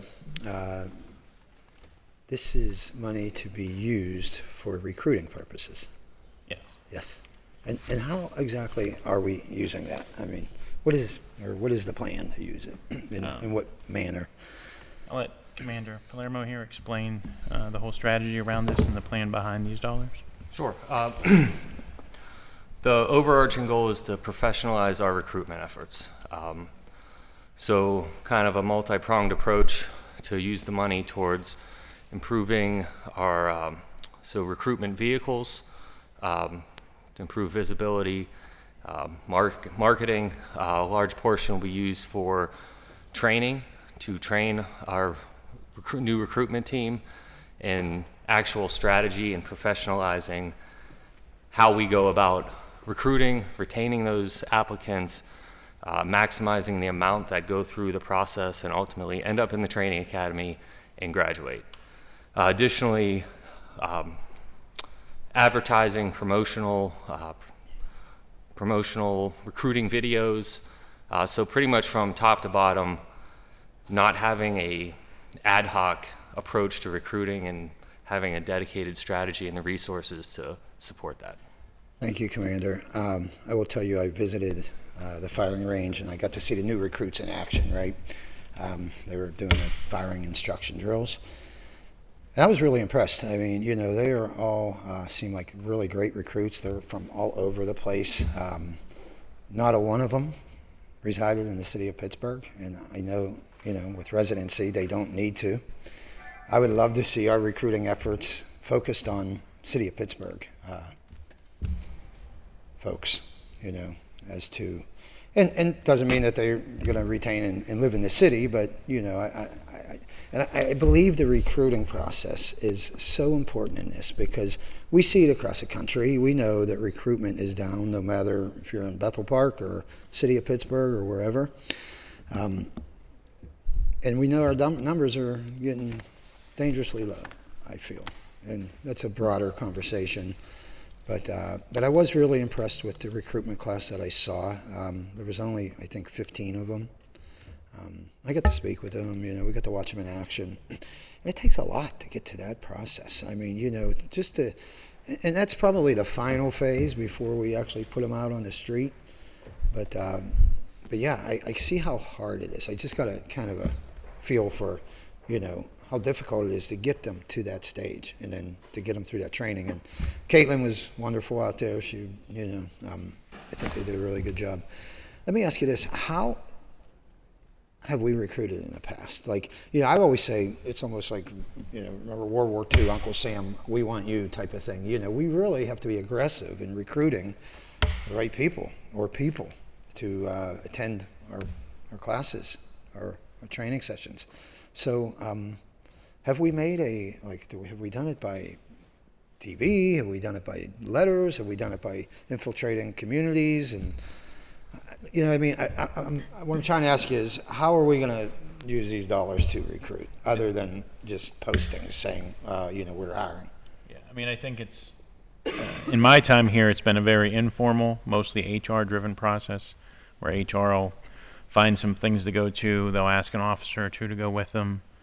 I know in years past, you know, there was a more formal. There were TV ads with sports, you know, with players from different teams, and a lot more push. That's kind of the idea we're looking for here, is some marketing around that, but also as the commander stated, like training a team of officers to go out and do recruitment, to travel to other cities to do recruitment, to travel to, which they have already started doing some of that, going to IUP, going to the county's academy, catching people that already have that interest in criminal justice, visiting some universities. Right, right. I guess to make it a more formal, right, real program that's driven by the Bureau rather than driven by HR. So our recruitment efforts are with our police officers. We're kind of giving them that, and you handpick, I guess, ones that are best. We feel best at, recruiting. We actually, cadets. I opened it up bureau-wide, who was interested in joining the recruitment team. Right. We conducted interviews, graded panel interviews to try to make sure people were the right people for the right motivations, that were enthusiastic about that process. I ended up with roughly 20 individuals who were very eager to assist. So we had initially some formal recruitment training through Human Resources, and we're looking to expand that to even greater efforts to really professionalize the whole thing. Right, right. $315,000 doesn't go very far in the way of recruitment, I wouldn't think. And you were adding other things, Commander, as to what we'd like to see that money used for. Have we made an investment in recruiting, financial investment, in the past, or is this our first real go? No, this is our first, other than what HR has had in their budget, this is our first big leap. But I think it'll be helpful to get it off the ground, right? To buy a vehicle, as the commander stated. The officers, it's mostly going to be overtime for them, so that's kind of built in already.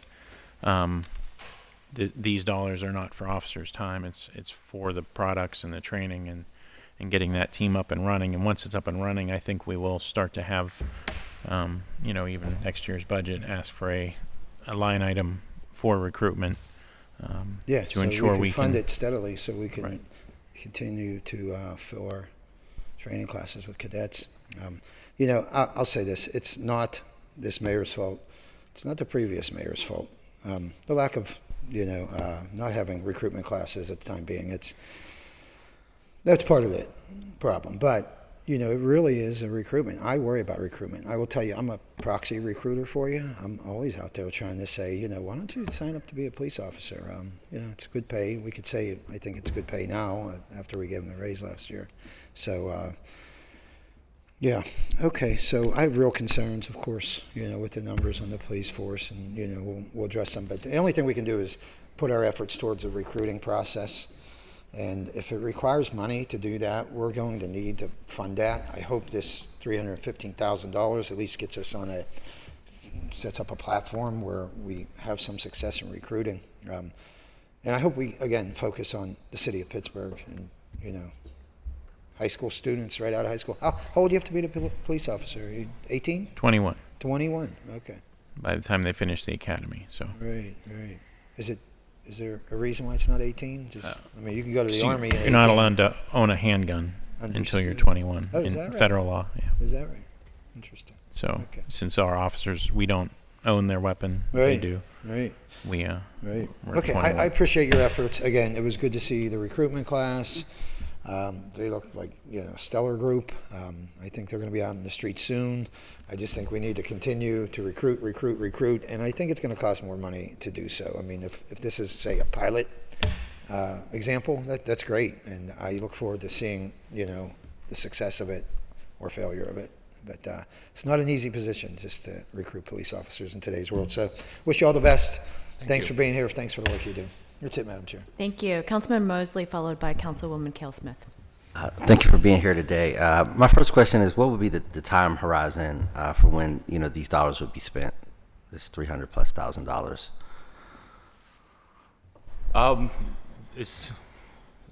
We will start moving forward immediately. So we already have plans of what we would like to do with it. Like I said previously, the initial training of the recruitment team is already kind of at step one internally from city personnel. We've already started a mentorship program with them for all of the applicants that are in the process right now to help keep them engaged. And as soon as we're going to move forward as soon as possible with all of these projects because time is not a luxury we have. Yeah, thank you for that. And obviously, we all know that, departments all over the country, are facing, similar challenges. So, first, could you speak to a little bit more specificity on, specific tactics that you'll use when you use the word, professionalize, the recruitment process, and are there, best practices that you're seeing around the country from other departments that are struggling, with this same challenge of recruitment? Yeah, I mean, I think one of the things, as the commander mentioned, is mentorship. When I've met with other cities, even a few years ago, ones that are more successful around recruitment have mentors. So when you apply, they start to pair you up with a mentor. So they're checking in with you, making sure you're prepping for the test that you have to take for the city. Then once you pass that, they're prepping to make sure you're ready to take the reading test and then the physical agility test every step of the way, because it is a long process from the time you apply until you actually enter the academy, depending on our academy schedules and recruitment and when you're coming in. It could be 6 months, a year. When we had to break, there were obviously people with 2 years. So it's a matter of having an officer that they can talk to. We also made sure the team is diverse, so it's people that look like you, that remind you of yourself, that you can talk to and work with, to be that mentor. That's been a big strategy that most cities that are successful have, is because what you see happen is people get very discouraged throughout the process or fall off, or they're not ready for the test. We're working through some stuff with the state around that as well. And then overall, just to make sure it's not just an officer that volunteered to do it, it is an officer that has the desire, that is going to properly represent the department, and it's not just looking for overtime, but they're trained to learn, how to talk to people, how to be out there, engage with the potential recruits to encourage that. And I don't know if the commander has anything else to add there. But. No, you hit most of it. That's as far as other departments go, especially larger city departments, everyone's kind of in the same boat. So we're all fighting over the same resources.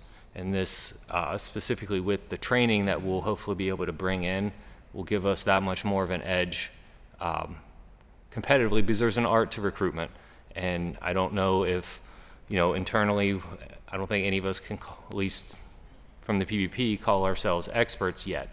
And that's kind of where we're trying to get to, so we can sell our opportunity here over, say, some other department that someone may have the opportunity to go to. Mm-hmm.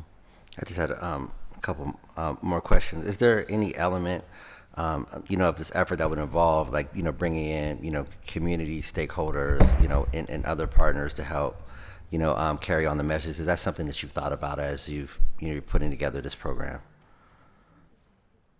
Yeah, for sure. I know one of the big pushes is, like the councilman said, is to recruit from the city of Pittsburgh as much as we possibly can. And that involves getting out in the community at all the events. We've had recruiters at the last City in the Street, I think on the north side, we had a couple there. And that's kind of we just started. So we're only going to pick up momentum and be as visible as we possibly can and as engaged as we possibly can to sell ourselves and sell why this is a good opportunity and a good career for people.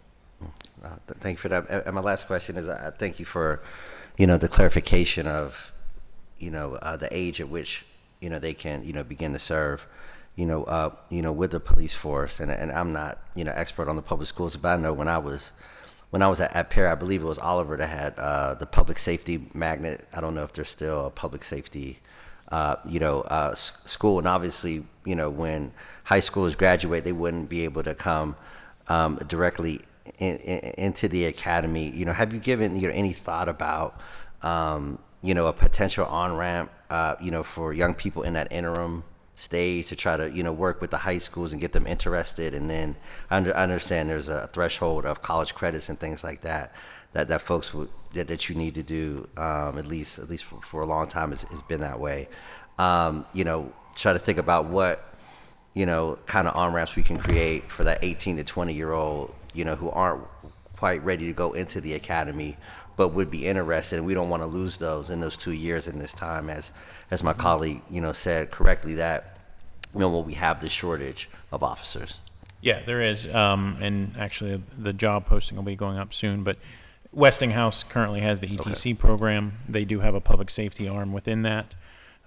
So all of our bureaus are getting more active with that, starting to help them teach between the new Freedom House EMT Academy from EMS, but then police have the new position of community service aides, which is actually targeted for that group, that 18 to 21-year-old that thinks they might want to be a police officer. They can go out, work alongside our police, engage with the public, handling minor complaints, minor issues, learning how to do some conflict resolution around that, like a parking complaint. And, my neighbor's blocking my driveway, but I don't want to go over there myself. So those community service aides can go out and have a discussion and try to mediate things. That step towards employment as a police officer. And then, ideally, those candidates would then get that interest and move on, as soon as they're able to become an academy member and join as a full police officer within the bureau. So that's almost essentially like an apprenticeship program. Yes. Okay. Yeah. Thank you for your time. Thank you, Madam Chair. Thank you. Councilwoman Cale Smith. Thank you. I just, on that same subject a little bit, I remember when the academy was at Langley, too, for a short time, and there was a connection for employment, but it wasn't that, outstanding that they had a lot of recruits.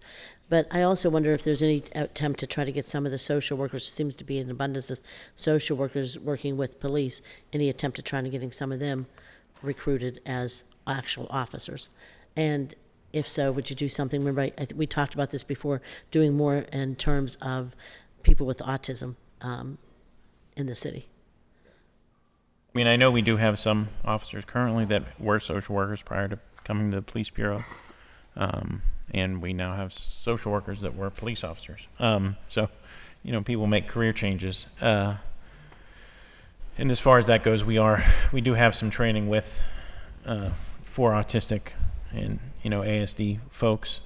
There is a big push within Allegheny County, around that, including alerts with our 911 center. So then, which people can sign up for. I don't remember the website off the top of my hand or how to do it, but they can contact the 911 center and get put on as an alert. So then officers or paramedics, firefighters that are responding to that residence know there's someone with ASD living there.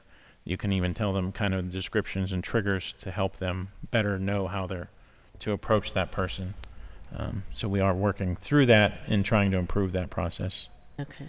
So thank you. Thank you for all the work that you do all the time. And I do want to just briefly touch upon this really quickly because I had sent some emails about the property in Banksville, and I just want to bring this up quickly. And I just want to say that, that for directors, and I said it earlier today, I'm saying it again today, that state code regarding cities of second class in Section 211 of the Home Rule Charter, any request for information from departments from any member of council shall constitute a request from council. Failure to provide requested information in a timely fashion shall constitute malfeasance. I've sent several emails asking the chief of fire about whether or not that building has been inspected recently and whether or not it has a sprinkler system. This is probably about 3 weeks to a month now that we've been asking. I expect an answer, and not only from him, but I also think that PL and I think when Director Pollock is copied on things, people assume he's the one but when I specifically ask for those people, I want them to respond. And I also want to say that he's the director of OMB. He's not the mayor of the city. He's not there. He doesn't oversee every department. And although you may have some understanding, on paper, that's not what it is. And so on paper, the person responsible are the people that oversee those departments, including the directors and the chiefs. So I just want to say I expect a response when I send an email. I'll make sure you do. Thank I you. was not aware you didn't get a response. Thank you. And I hate to even bring it up because I think Chief Jones is amazing, but I do think that I'm worried because I know he's pushed a lot in different directions, including, teaching classes in other places. And I want to make sure those things aren't pulling from this job here. That's all. Thank you. Thank you. Thank you for indulging me in that little bit. Any further comments first round? Second round, Councilman Coghill. Thank you, Madam Chair. Just two follow-up questions. you cannot have a pistol until you're 21 years old in the state of Pennsylvania. That's federal. Federal. You can't own a handgun. Okay. No, I didn't realize that. So are you allowed to enter the academy? I mean, you really don't need the handgun until the later process, until what I saw out at the firing range, which is probably 8 months in, I would think, at least. Yeah, so that's why we accept people at 20. Okay. Knowing Gotcha. as long as they know their timeline before they graduate, Perfect. they would be eligible to purchase their own Okay, weapon. so we can recruit them at 20, knowing by the time they get to that point, they'll be legally able to own a firearm. Here's the biggest thing, frustrating to me, right? After seeing these recruits out there, all the work, the effort, the time that the city of Pittsburgh has put into them, right? We can plan for retirements. We know who's going to retire. But when it comes to resignations because of other boroughs stealing, essentially, our recruits, that is so frustrating to me that not only the amount of money that we spend in the academy, but the trainer, Caitlin, Jimmy, the amount of time they put in to train these cadets. And then we got 15 new ones and, they could be gone in a lickety-split. And I feel like we have to do something, whether it's a reimbursement from whatever said borough or municipality wants to hire our people away. We need compensated from that. Is there restrictions in that? Why can't we set a price tag and say, look, I'm just looking to get our money back. I'm not looking for a paycheck. But if we have $50,000 wrapped up in that count, we could include Caitlin and the trainers' time involved in this, which we don't, I believe. Why is it that we can't set a price tag for people who want to recruit away from us? So we actually are allowed to bill a municipality, if they leave within 2 years of employment with us, we are allowed to bill a municipality they go to with a portion of their academy. Right. So part of that is because the state actually does reimburse us for about half of the costs of the recruits. So we pass that other cost, the other half of the cost. Are we fully compensated, or we're not? Right. It's a prorated kind of thing, depending on how long we had them, what they're going to do at the next academy, that sort of thing. It usually ends up being a few $1,000s per recruit that we're allowed to bill. Historically, the city, to my knowledge, has never done that. We have been discussing whether we want to do that. Right now, we're focused on trying to just keep everybody here. Right. It's not as much the money for me, it's the time that we invest in these cadets. I mean, it's unbelievable, the time. We could be training somebody that's going to stay here. Can we not put a provision when you sign on to the Pittsburgh Police Department that you're signing on for, say, 5 years of service before you can entertain leaving? That is my understanding from law, is that is not a legal thing to do. Not allowed to do that. That's indentured servitude, yeah. So that's They're sucking us dry, and something is going to need to change. Unless there's a way they reimburse us for those costs if they leave. But. Right. I wish that we could hold them, and that's by law. We cannot require them You can't force someone to sign stay on as for an 5 employee, years. just like any employer that might provide a tuition reimbursement or things like that. I feel like that has to change. I don't know what we have to do. Is that state or is that federal? Do we know? I believe that's a federal thing. Right. That's going to be tough to change then. So, okay, this is just one of many issues, of course, that I know that you both know that we're facing within the police department. But I continue to say we need reimbursed for anybody who resigns in order to go to work for another municipality. I wish we can get them to stay on legally for 5 years once they sign up, but I don't know. It makes things hard. I think whether it's federal, state, it needs to change. It's killing cities our size. So, okay, thanks. Yeah, thank you. Thank you. Any further discussion? Seeing none, all those in favor of Bill 438, please indicate by saying aye. Aye. Affirmative recommendation. Thank you. Thank you. That moves us on to Public Works and Infrastructure Committee chaired by Councilmember Warwick. Bill 422, resolution authorizing the mayor and the director of the Department of Mobility and Infrastructure to enter into an agreement or agreements with the Redevelopment Authority of Allegheny County for the purpose of receiving and spending grant funds in the amount of $100,000 to develop a transit plan in the West End. Motion to approve, brief discussion. We have brief discussion. Do we have a second? Second. Second. I'm not going to give it release.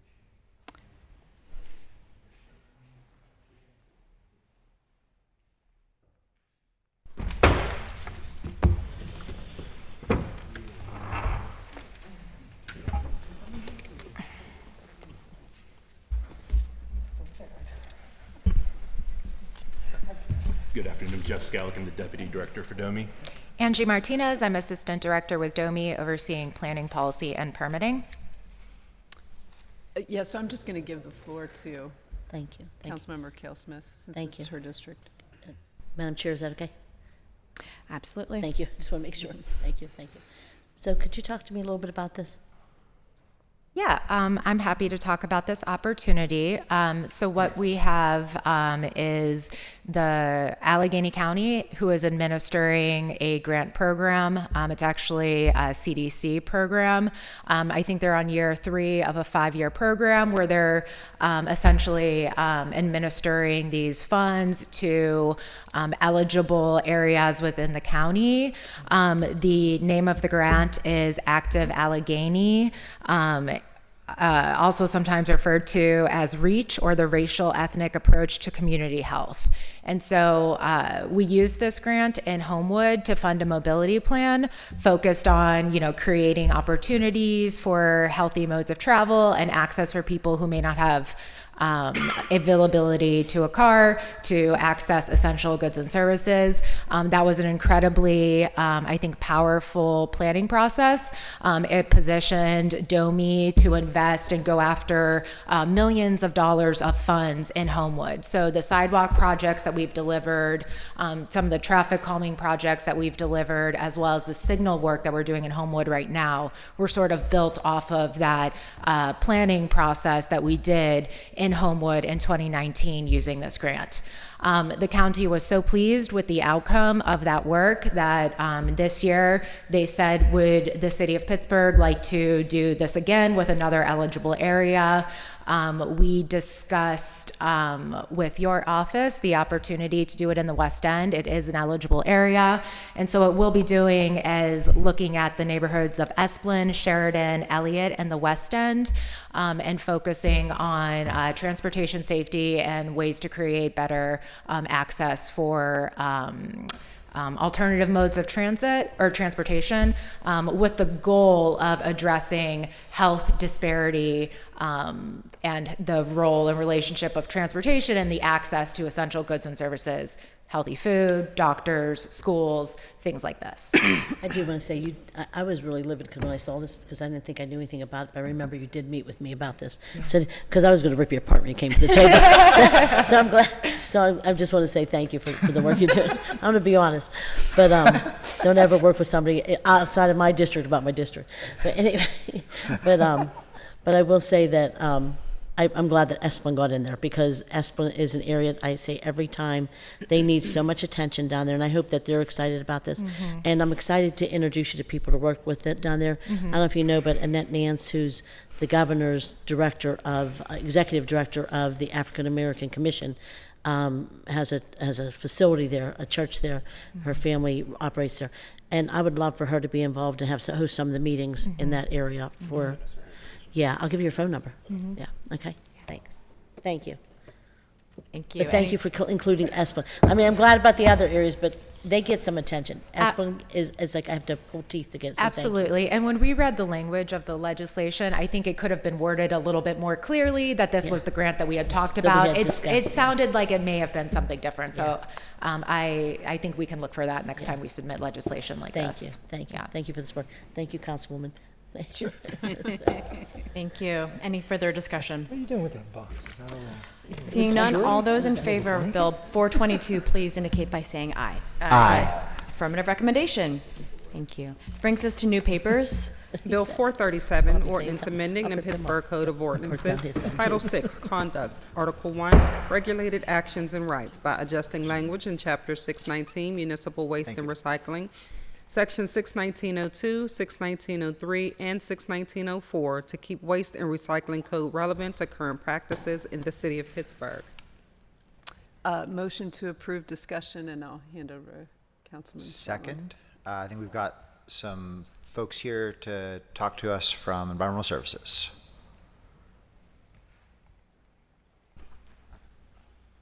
In your office?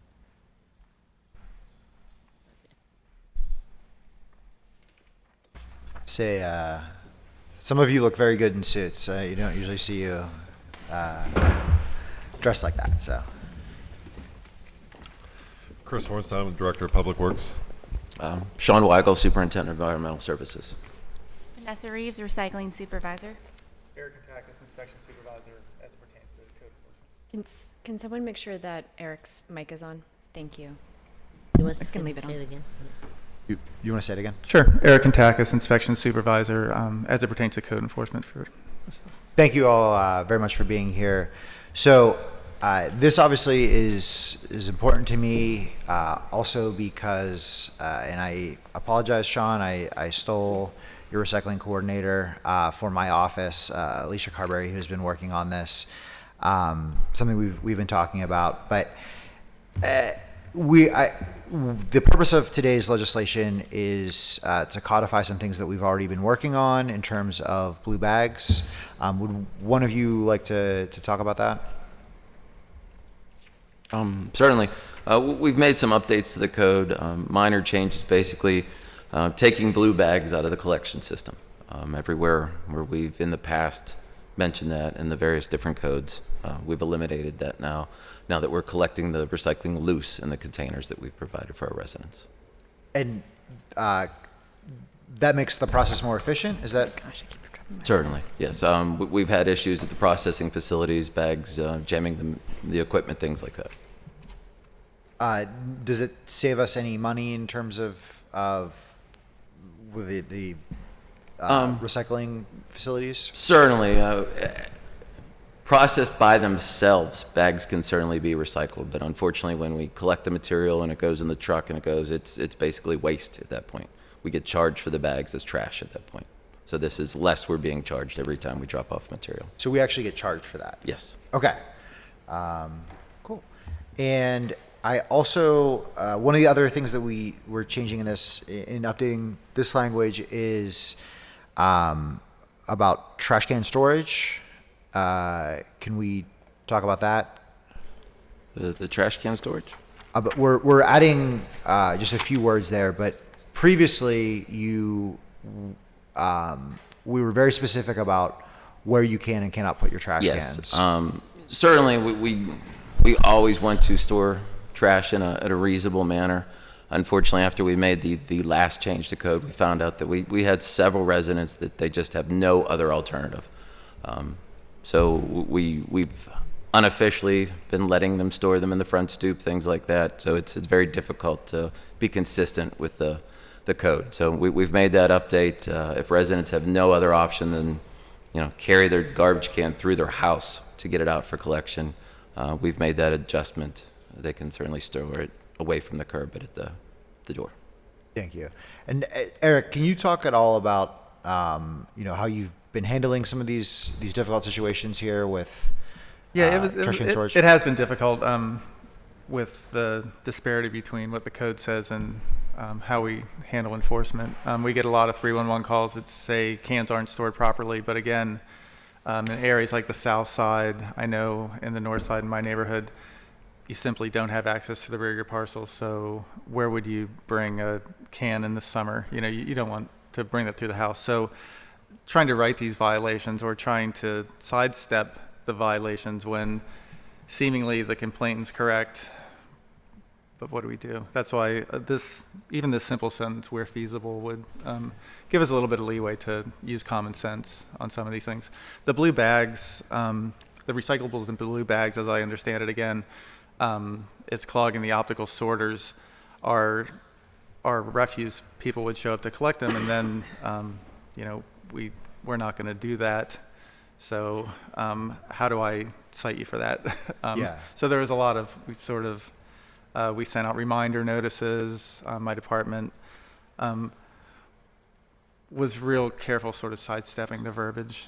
So that's why this would be very helpful for code enforcement, especially. I see the scenario where someone is required to store the blue bin in their backyard, but they don't have, any side access to their property.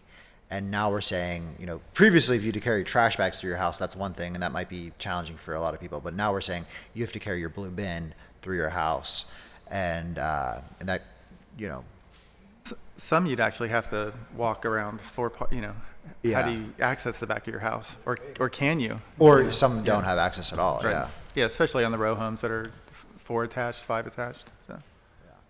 Makes sense.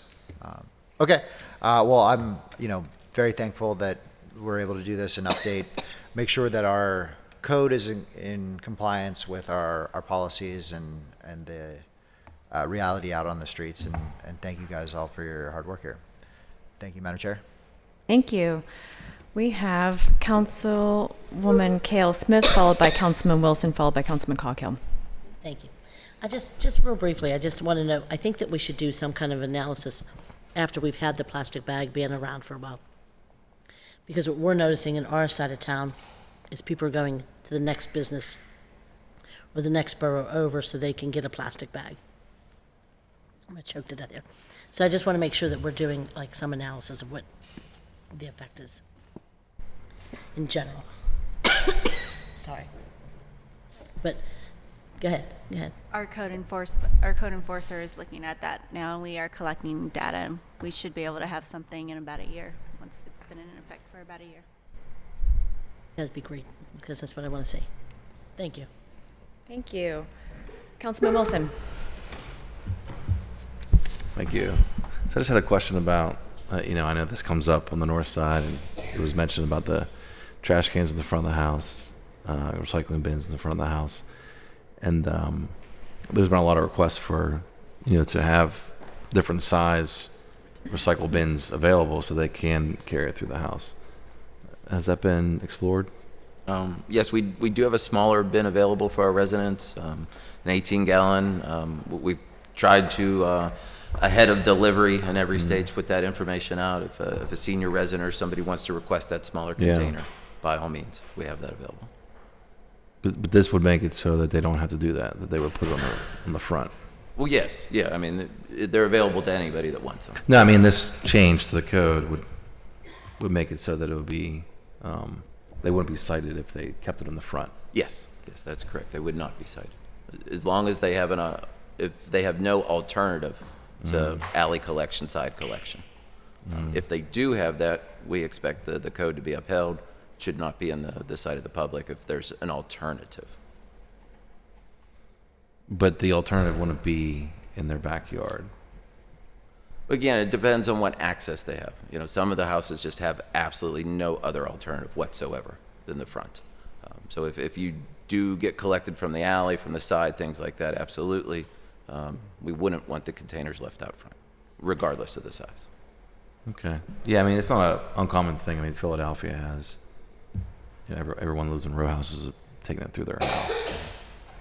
But and again, here there would be... The clarification just gives us that ability to finally, common sense reaction to each individual situation.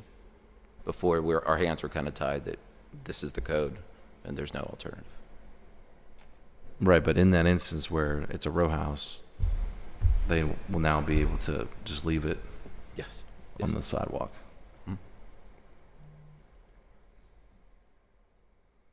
I feel like I'm going to get a lot of complaints about this. Yeah. Again, we'll evaluate them in each circumstance. If there is a better alternative, certainly that's what the resident would need to do. But if there are no other alternative and they're back up against the house, not out in the sidewalk where they're a hazard to anybody walking or things like that, as long as they're back against the house. I've been living this for a year, and again, I think common sense is paramount. And not to get too graphic, but in the summertime, if you have, sometimes these cans have maggots in them. I mean, I don't think it's reasonable to ask a resident to carry that through their house and in their house. I've gone with the guidelines of tucked neatly against the house, obviously lids on, that's sort of what we've been doing since May when I came over to DPW. Yeah, I should have started off by saying I appreciate all the work you do, especially with, all the different requests that we make. Sean specifically, I really appreciate all the timely responses. Certainly. Really invaluable to our office to getting things done for our residents. And thank you for always being committed to the citation process whenever that is needed. So I'm just bringing this up because as the first opportunity I've had to discuss this, I didn't realize that these changes were coming down the line. I'll have to think about this a little more. Thanks. Thank you, Councilman Coghill. Thank you, Madam Chair. Yeah, Councilman Wilson just kind of got the answer to some of my questions. I didn't think about row houses and, whether it's on the north side or Lawrenceville. Of course, Sean, we don't have that issue in Beachview so much, which is I'm happy for.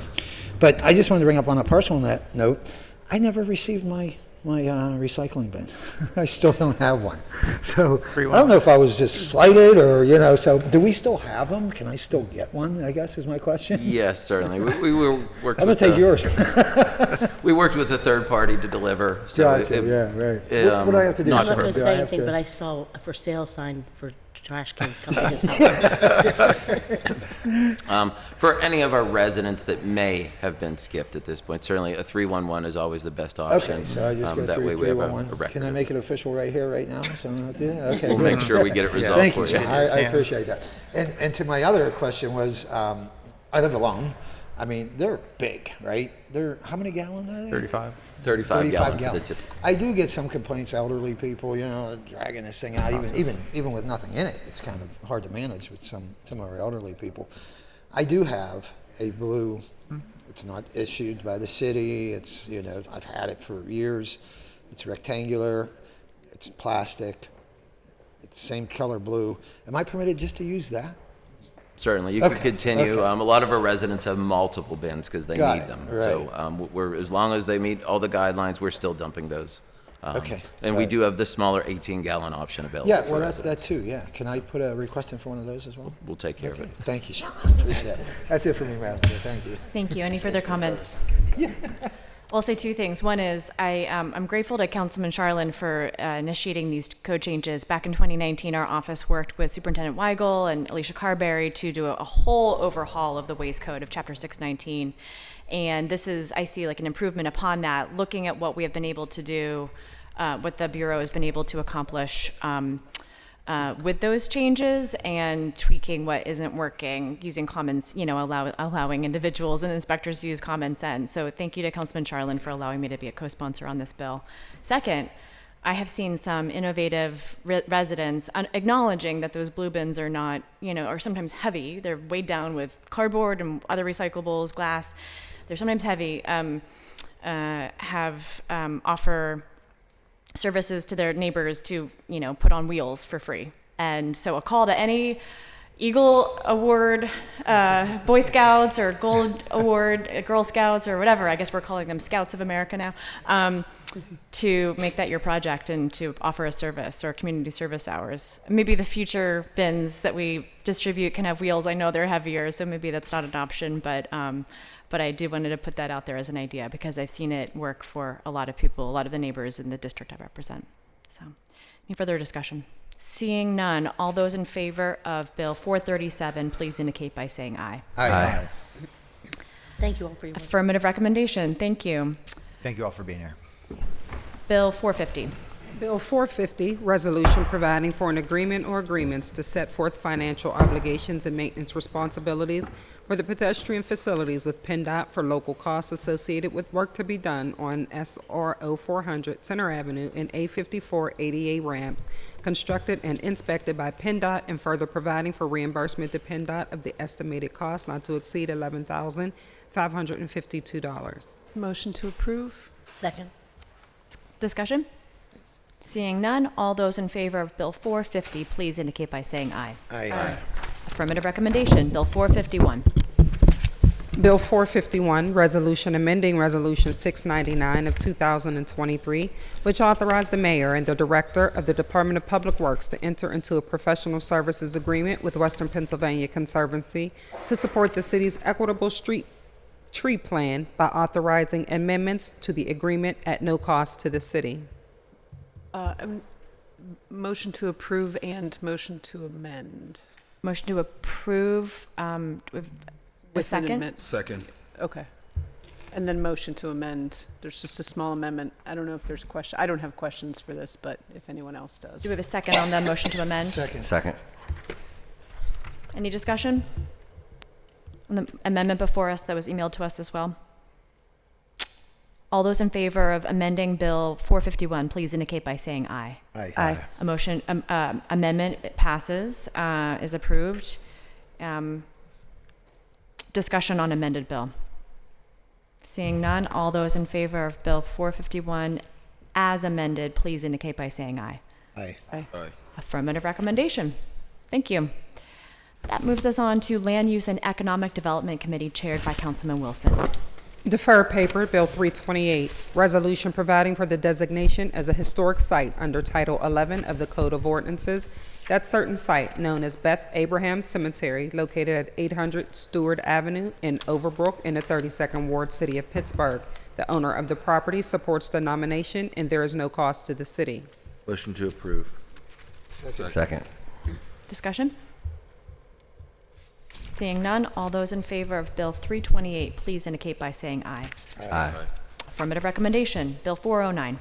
Bill 409, resolution providing for the designation as a historic site under Title 11 of the Code of Ordinances, that certain site known as Veterans Memorial Parklet, located at 1020 Brookline Boulevard in Brookline in the 19th Ward, City of Pittsburgh. The owner of the property supports the nomination and there is no cost to the city.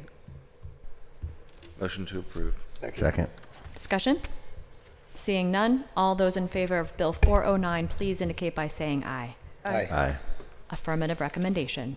That moves us to new papers, Bill 452. Bill 452, resolution authorizing the mayor and the director of the Department of City Planning to enter into an agreement or agreements between the City of Pittsburgh and Southside Slopes Neighborhood Association for the installation and maintenance of a mural at Arlington Rec Center at no cost to the city. Motion to approve. Second. Discussion? Seeing none, all those in favor of Bill 452, please indicate by saying aye. Aye. Affirmative recommendation. Thank you for your work. Bill 461. Bill 461, resolution authorizing the director, Department of City Planning, to take such actions as are necessary to realign the official boundaries of the Central Business District and Crawford Roberts neighborhood so as to cause them to be coextensive with the current boundaries of the census tracts 201 and 305 in the City of Pittsburgh, Allegheny County. Motion to hold for cablecast public hearing. Second. Discussion? All those in favor of holding Bill 461 for public hearing, please indicate by saying aye. Aye. Aye. Bill will be held. Thank you. That moves us to Recreation, Youth, and Senior Services, chaired by Councilwoman Cale Smith. Bill 395, resolution authorizing the mayor and the director of the Department of Parks and Recreation on behalf of the City of Pittsburgh to enter into a professional services agreement with Starfire Corporation for the display of a fireworks show in conjunction with the City of Pittsburgh's Independence Day Festival for a 3-year term at a total not to exceed $252,200. Motion to approve. Brief discussion. Second. I just want to say I had heard that there were no RFP, but I do want to say that I did receive the RFP from Director Vargas saying that there was an RFP for this and that it's not coming out of the funds for the ARPA funds for artists. It's not coming out of that money. So I just want to make sure people understand that before that's my understanding, and if there's anything different, I would hope that somebody would be here to discuss it, but I think there's a lot going on right now. So if we can approve it this week, and then if there's any questions from now till then, we can recommit it. Thank you. That's okay? Okay. Councilperson Warwick. Yeah, I just wanted to say just something briefly, just because this one caught my eye, and I mean, I'm supportive, but so just because there has been a lot of talk recently in the media and elsewhere about the city's finances, right? And it is my understanding, in our budget process last year, working with OMB, that we have some lean years ahead, 2025, 2026, and it's certainly something we should, be aware of and wary of. We've also had this, where we've passed tax abatements, over concerns about our tax revenue decreasing downtown.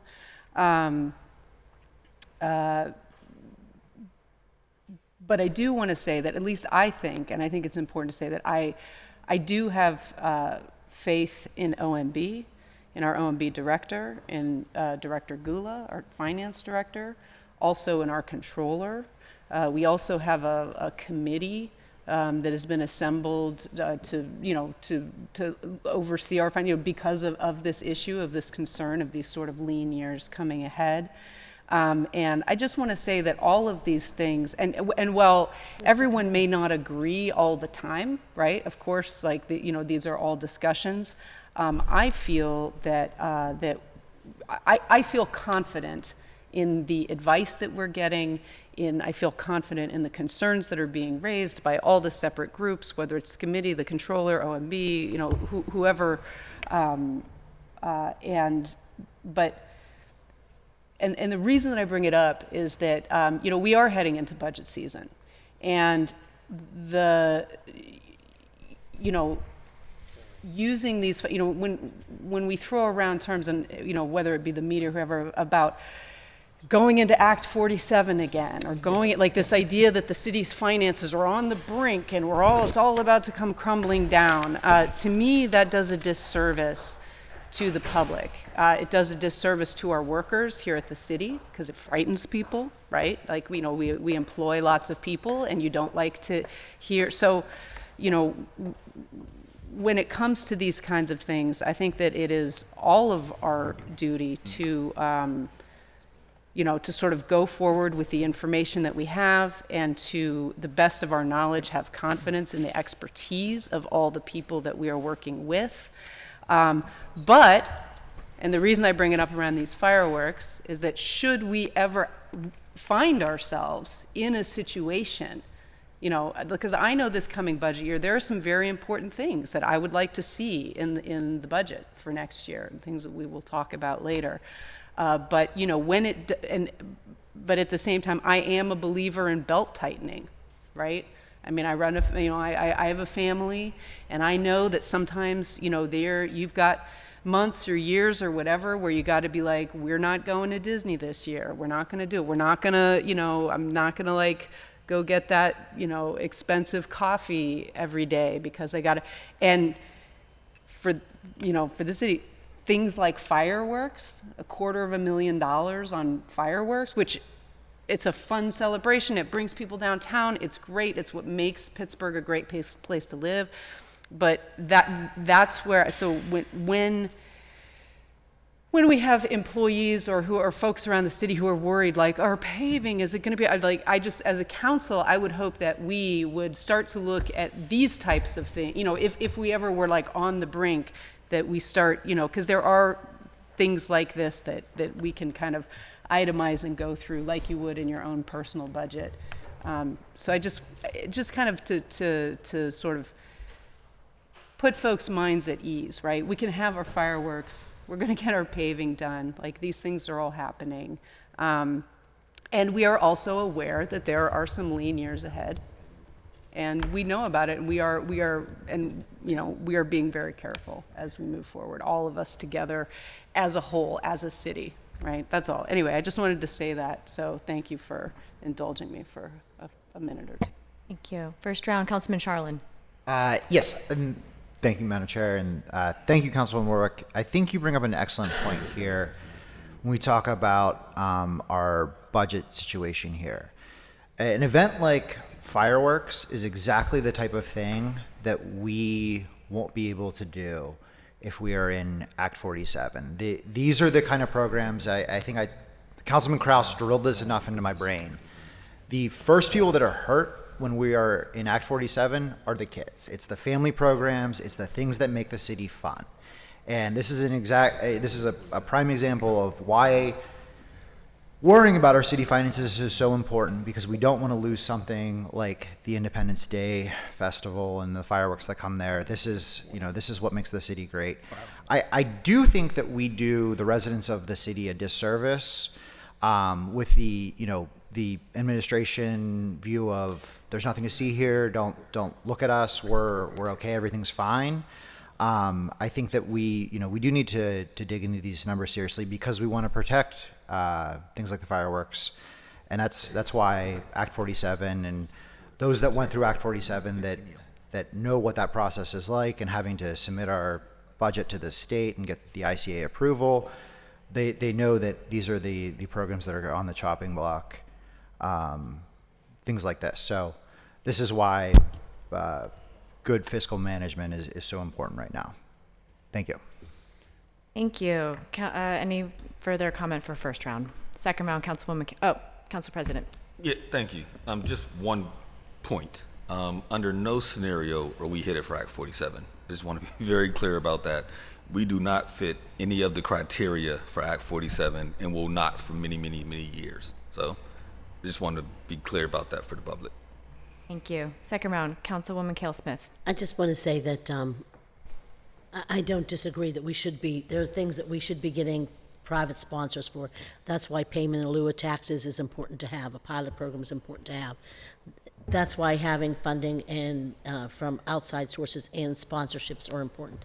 I think our Parks and Rec department does an amazing job at doing that, getting a lot of funding in from other sources. But I will say that I am working with our Law and Finance Chair and the administration and our budget director on where we can make some cuts. And we're going to have a post agenda on grant funding. We're going to have a post agenda on some other things we talked about. I can't remember. But I will say that we are looking at places we can cut.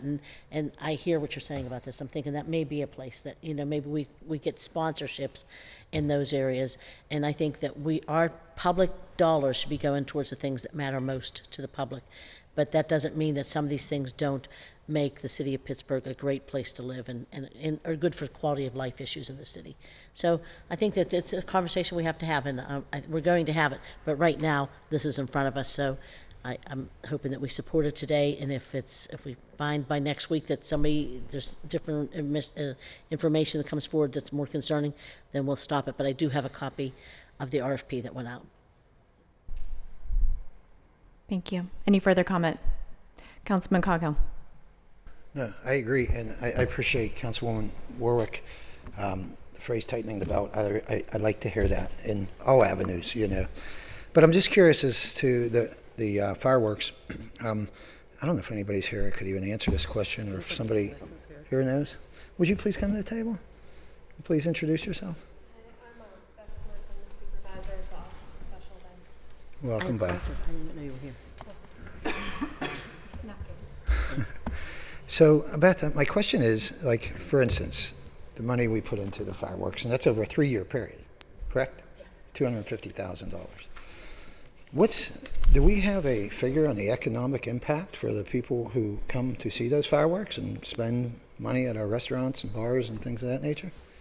Yeah, we actually do have those numbers from Visit Pittsburgh. I don't have them Visit Pittsburgh would do that. right now, but I could get them to you. Got it. I'm just wondering if that outweighs the actual cost of the fireworks. I mean, obviously it doesn't help our coffers as a city of Pittsburgh, but if it helps restaurants and hotels and things of that nature, it may be worth doing, I should say, So you'll get me those figures? Yes, I will. Okay. And Visit Pittsburgh, I know, Jared, they probably have that down to the dime.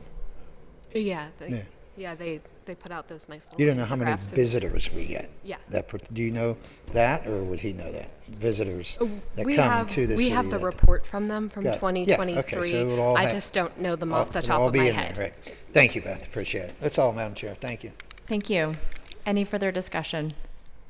Just that I did send Director Vargas a request for the respondents, for the people that responded for the RFP, so I want to copy those before next week. Okay, I think she had. She sent me the RFP. She asked OMB to send that to you.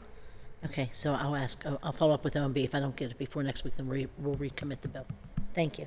Did you have questions about the respondents? I want to see them. I just want to see the responses. We get a lot of questions here and a lot of calls, and a lot of people give us information that we want to say, like, no, this was done right. And so the only way we can do that sometimes is when we verify the information. Okay. So I want to make sure I say to people, look, there was an RFP, here's the respondents, this is the person that was chosen, and this is why. That's all. That's all. Yeah, there was the RFP. We had 2 vendors selected. We went with the lowest responsible bidder. Right, that's what she told me. And I want to make sure that the public knows and sees that we did our due diligence on our side. That's all. Thank you. Good. Thank you. Thank So- you. All those in favor of Bill 395, please indicate by saying aye. Aye. Affirmative recommendation. Speaking of sponsorships, that moves us on to 396. Bill 396, resolution authorizing the mayor and the director of Parks and Recreation to enter into a financial sponsorship agreement with Sargent Electric for the City of Pittsburgh Independence Day Festival at no cost to the city. If we're done. Do we have a motion? Motion to approve? I'm sorry, I don't know whose committee this is. It's not mine. Motion to approve. Teresa's. Second? Second. Discussion. All those in favor of Bill 396, please indicate by saying aye. Aye. Affirmative recommendation. That moves us on to Innovation Performance, Asset Management, and Technology Committee chaired by Councilwoman Gross. Bill 439, resolution amending Resolution 279 of 2023, authorizing the mayor, the director of the Department of Innovation and Performance, and the director of Permits, Licenses, and Inspections on behalf of the City of Pittsburgh to enter into an agreement or agreements and amendments thereto with Computronics, Inc. to provide ongoing professional services to continue to develop and upgrade the PUZ LMS system in support of the One Stop PGH permitting program, meeting the needs of the City of Pittsburgh by increasing the approved amount by $151,024 without increasing the original term, for an amended total cost not to exceed $2,677,278 for a 3-year term with 2 one-year renewal options. Motion to approve. Second. Discussion? Seeing none, all those in favor of Bill 439, please indicate by saying aye. Aye. Affirmative recommendation. Bill 440. Bill 440, resolution authorizing the mayor, the director of public safety, and the director of innovation and performance to enter on behalf of the City of Pittsburgh into a professional services agreement or agreements with Active 911 Inc. for provision of a mobile alerting system for a total cost not to exceed $148,750 over 5 years. Motion to approve. Second. Discussion? Seeing none, all those in favor of Bill 440, please indicate by saying aye. Aye. Affirmative recommendation. Bill 453. Bill 453, resolution authorizing the mayor, the director of the Department of Innovation and Performance, and the city clerk's office to enter into an agreement and/or agreements and amendments thereto with General Code for professional services in connection with the codification of ordinances into the Pittsburgh Code and map link services at a cost not to exceed $106,024 over 3 years. Motion to approve. Brief discussion. We have a second? Second. Second with discussion, Councilwoman Gross. Second. I'll defer to the sponsor of the bill, Councilman Lavelle. Bill 453. 453. Map link. It's for the codification of legislation. Oh, okay, sorry. Yeah, this is for the codification of legislation. Is it, may I? Sure. I said Interrogatory. I defer, but now I've got questions. So, is it the purchase of a software? It supports the clerk's office.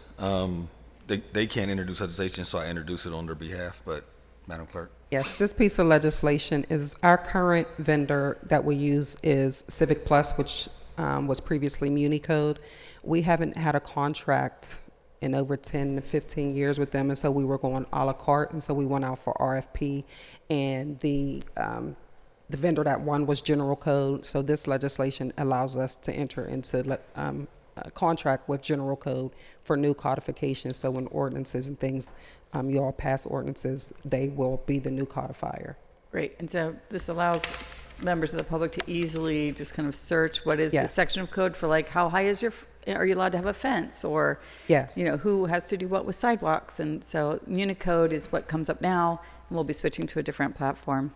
Yes, General Code, and General Code also offers more services than Muni Code did, so we'll have color inserts into the code now, and you'll be able to look at the maps and tell what different parcels you're able to build on businesses. It's really a nice vendor. It's a good change. Wonderful, thank you, I appreciate it.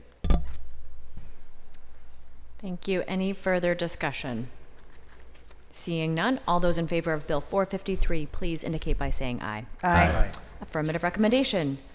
Moves us on to our last committee of the day, Intergovernmental and Educational Affairs Committee, chaired by Councilman Mosley. Bill 441, resolution adopting plan revision to the City of Pittsburgh's official sewage facilities plan for 4842 Penn Avenue at no cost to the city. Motion to approve. Second. Discussion? Seeing none, all those in favor of Bill 441, please indicate by saying aye. Aye. Affirmative recommendation. Bill 442. Bill 442, resolution authorizing the issuance of a warrant payable in favor of Pennsylvania Municipal League for 1-year subscription in an amount not to exceed $52,962.24. Motion to approve. Second. Discussion? I'll just say for myself, I've recently met with the Municipal League. Don't know if any others have gotten the chance to meet with them in recent years, but they're here to serve us. They're here to take us if we ever wanted to take a lobbying trip to Harrisburg on issues that matter to us and matter to them. We don't always see eye to eye, perhaps, but I think there are a lot of issues that we care about that are being discussed at the state level. That they also offered to come and brief us at any time. So perhaps at a public post agenda. Wanted to offer that, and if anyone has any further discussion or ideas as ways to engage with them and make the most of it out of our subscription with them. Subscription. Wanted to offer that. Great. All those in favor of Bill 442, please indicate by saying aye. Aye. Aye. Affirmative recommendation. Bill 443. Bill 443, resolution authorizing the mayor and the director of the Department of Public Works on behalf of the City of Pittsburgh to enter into an agreement with the Pittsburgh Water and Sewer Authority for temporary right of entry and license at Venucci Field for the purpose of stormwater improvements at no cost to the city. Motion to approve. Second. Discussion?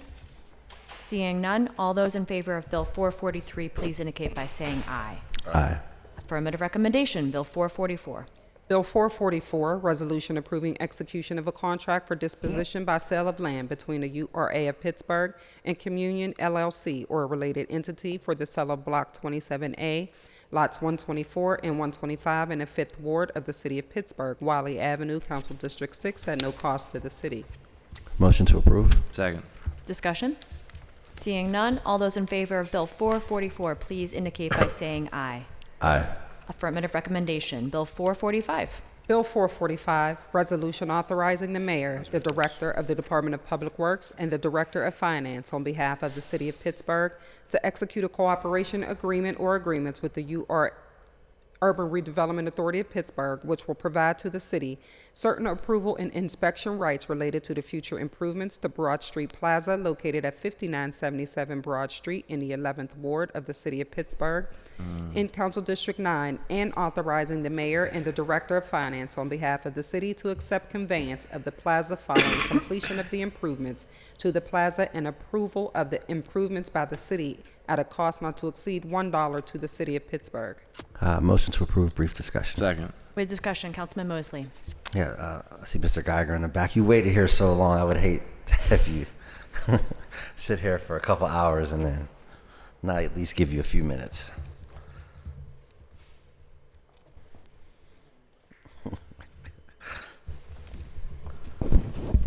You know they like when we don't call them to. It's no problem. David Geiger, Director of Government and Strategic Affairs at the Urban Redevelopment Authority. Thanks so much, and I want to thank you. You briefed me very extensively on this project, but I think it would be important, for the public. And obviously, this is a project in my district as well, in East Liberty, that I've had a number of folks ask me about, particularly the businesses around Broad Street Plaza. So if you could just talk briefly about that. Yeah, so this is a project that we're really excited to see advancing forward. Design for improvements to the plaza, which the URA owns, began in 2019. We completed fundraising for those improvements in 2023, and we just went to the board last week to announce RFP for construction services of the plaza. Once it has been constructed and completed, we look forward to dedicating that to the city of Pittsburgh for use as a public plaza. And could you just, in lieu of not having any visuals, can you talk a little bit about, some of the amenities at the plaza? Sure, yeah. Right now, if folks drive by, it's very underutilized, pretty blighted property in which, you can't really hold much of a civic event at. I think it's sort of a remnant of a lot of the improvements made at the time of the plaza's construction related to a pedestrian mall that doesn't really exist anymore in East Liberty. So these improvements will revitalize the space, build it out to city code in terms of lighting and pedestrian access, and there will be the ability to hold civic events at the plaza. The curb line will be flush, so you can sort of pull up like vendor carts and food trucks, things of that nature. Right. And this is the plaza basically right across the street from the Indigo Hotel in the 211 Whitfield building.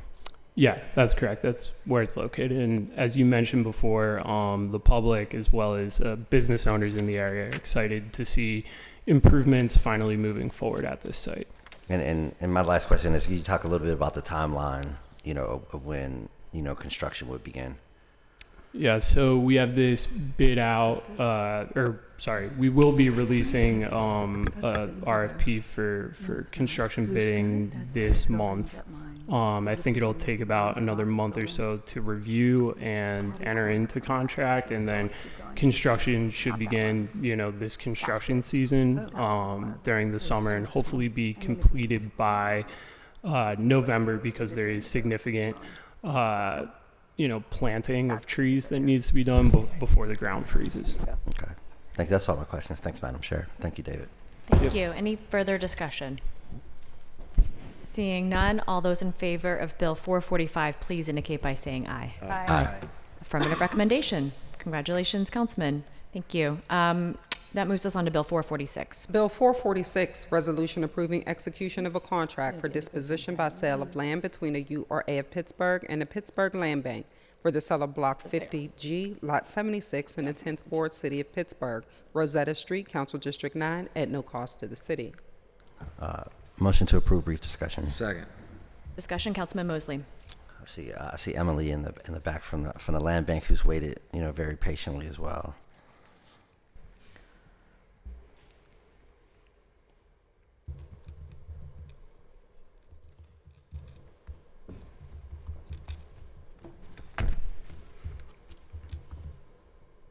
Could you introduce yourself, please? Yeah, absolutely. Thank you.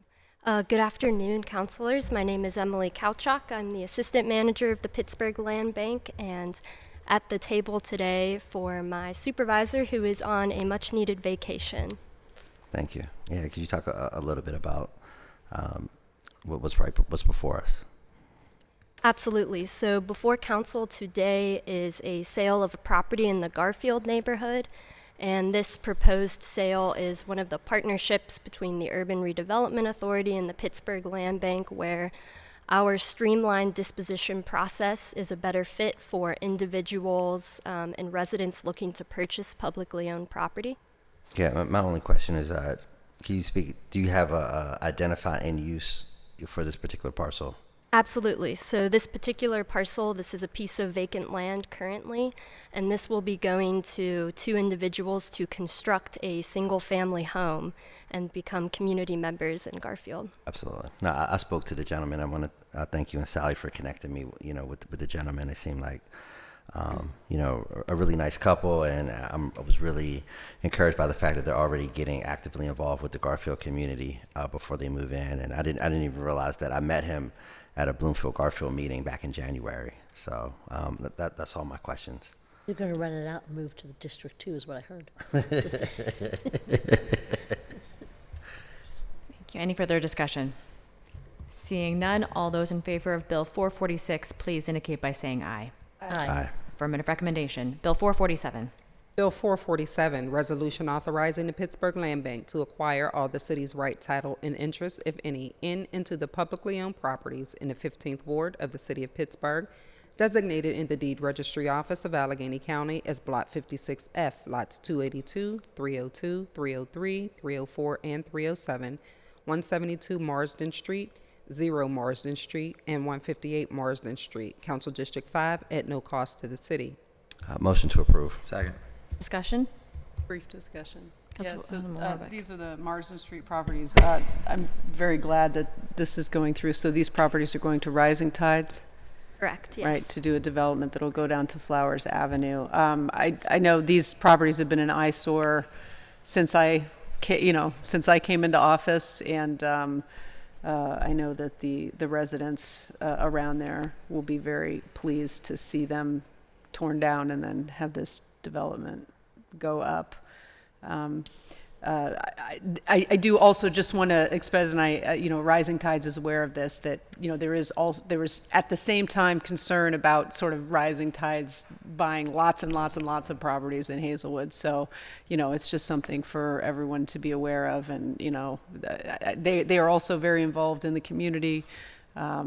Kendall is now the housing chair at the GHCC, which so I think it's important that we, just sort of keep, be mindful of that, and that we want to make sure that communities continue to have their voice, and that it's not just sort of dominated by one organization or one or two organizations. So, but anyway, very happy about this going through, because long overdue to have these properties torn down. So thanks. Yeah, Councilwoman Cale Smith. Yeah, just real briefly, I just want congratulations to you and congratulations to you, Councilman, for the work you're getting done. But when these groups that you're getting funding to, you do check for their federal 990s, their nonprofit status, that kind of stuff, right? And to make sure that they're current and good standing with the state, right? Absolutely. Okay. Same standards that we are trying to follow here, right? Yes, and the URA and the Land Bank, we have like a qualified buyer check, so we're making sure that any of our applicants, they are up to date on their property taxes, they have no outstanding codes or violations, and they're doing good work. We won't dispose of property to someone who's going to sit and let it deteriorate. We want our buyers to be able to take action, and whether that's doing some stabilization and boarding up properties for a larger plan, or if that's commencing construction or rehabilitation. And for me, the thing is also, when you also give money for Avenues Hope, and I think I brought this up before, I would hope that you would check to make sure, and I've sent you some that you're giving funding to that have a lot of 311 calls, 911 calls, those kinds of things. I would hope that that would be part of the new criteria, that you also include that for things coming up, that you're making sure that people are good stewards of the public's, not only the public's dollars, but of the community that they're in, before we allocate additional dollars to somebody who's a nuisance in the community. And we talked about this at our last meeting, so I just want to make sure that I say that publicly. Yeah, understood. Okay, thank you. Thank you. Yeah. Any further discussion? Seeing none, all those in favor of Bill 447, please indicate by saying aye. Aye. Affirmative recommendation. Bill 448. And Bill 448, resolution authorizing the Pittsburgh Land Bank to acquire all the city's right, title, and interest, if any, in and to the publicly owned property in the 30th Ward of the City of Pittsburgh, designated in the Deed Registry Office of Allegheny County as Block 33E, Lot 214, 424 Suncrest Street, Council District Number 3, at no cost to the city. Motion to approve. Second. Briefest discussion. Discussion. Councilman Carlin. Just want to say that I'm really glad to see this going through. In the 30th Ward, we know that if, as we want to revitalize the 30th Ward, we really want to be looking at fixing up these properties closer to Bon Air. And Suncrest Street is kind of the perfect place. If we want to unlock the development potential of the 30th Ward, we have to start there. So I'm really happy that we're able to move this and move these properties through, and I would love to see the neighborhood revitalized here. So thank you. Thank you. Any further discussion? Seeing none, all those in favor of Bill 448, please indicate by saying aye. Aye. Affirmative recommendation. Having exhausted our agenda, that moves us to meeting announcements. This afternoon at 1:30 p.m., Thank you. 25 minutes, council will hold a Cablecast post agenda relative to the increasing affordability, attainability, and abundance of housing in the city, chaired by Councilman Mosley. Next week, council will hold their regular and standing committees meeting on Tuesday, May 21st and Wednesday, May 22nd at 10 a.m. respectively. Registration ends at 9 a.m. the morning of each meeting. To register to speak at these council meetings, please fill out the sign-up form in its entirety on the council meeting webpage. You may also register by calling the city clerk's office at 412-255-2138. Anything from members? Councilwoman? Just briefly, we have a vehicle for city council, and I mentioned it to you, but somebody just sent me another text saying that it needs inspected. So can we please make sure, or are you working on that? Yeah, they couldn't get the car in until the 21st of May. Okay, so the public knows that. Okay, thank you. People were sending me pictures of I never saw it before. Yeah, not till they couldn't get it until the 21st. Okay, thank you. Thank you, Madam Clerk. Anything else from members? Seeing none, can I get a motion to approve the minutes and adjourn the meeting? So moved. Second? All those in favor say aye. Aye. Aye. Meeting is adjourned. Thank you.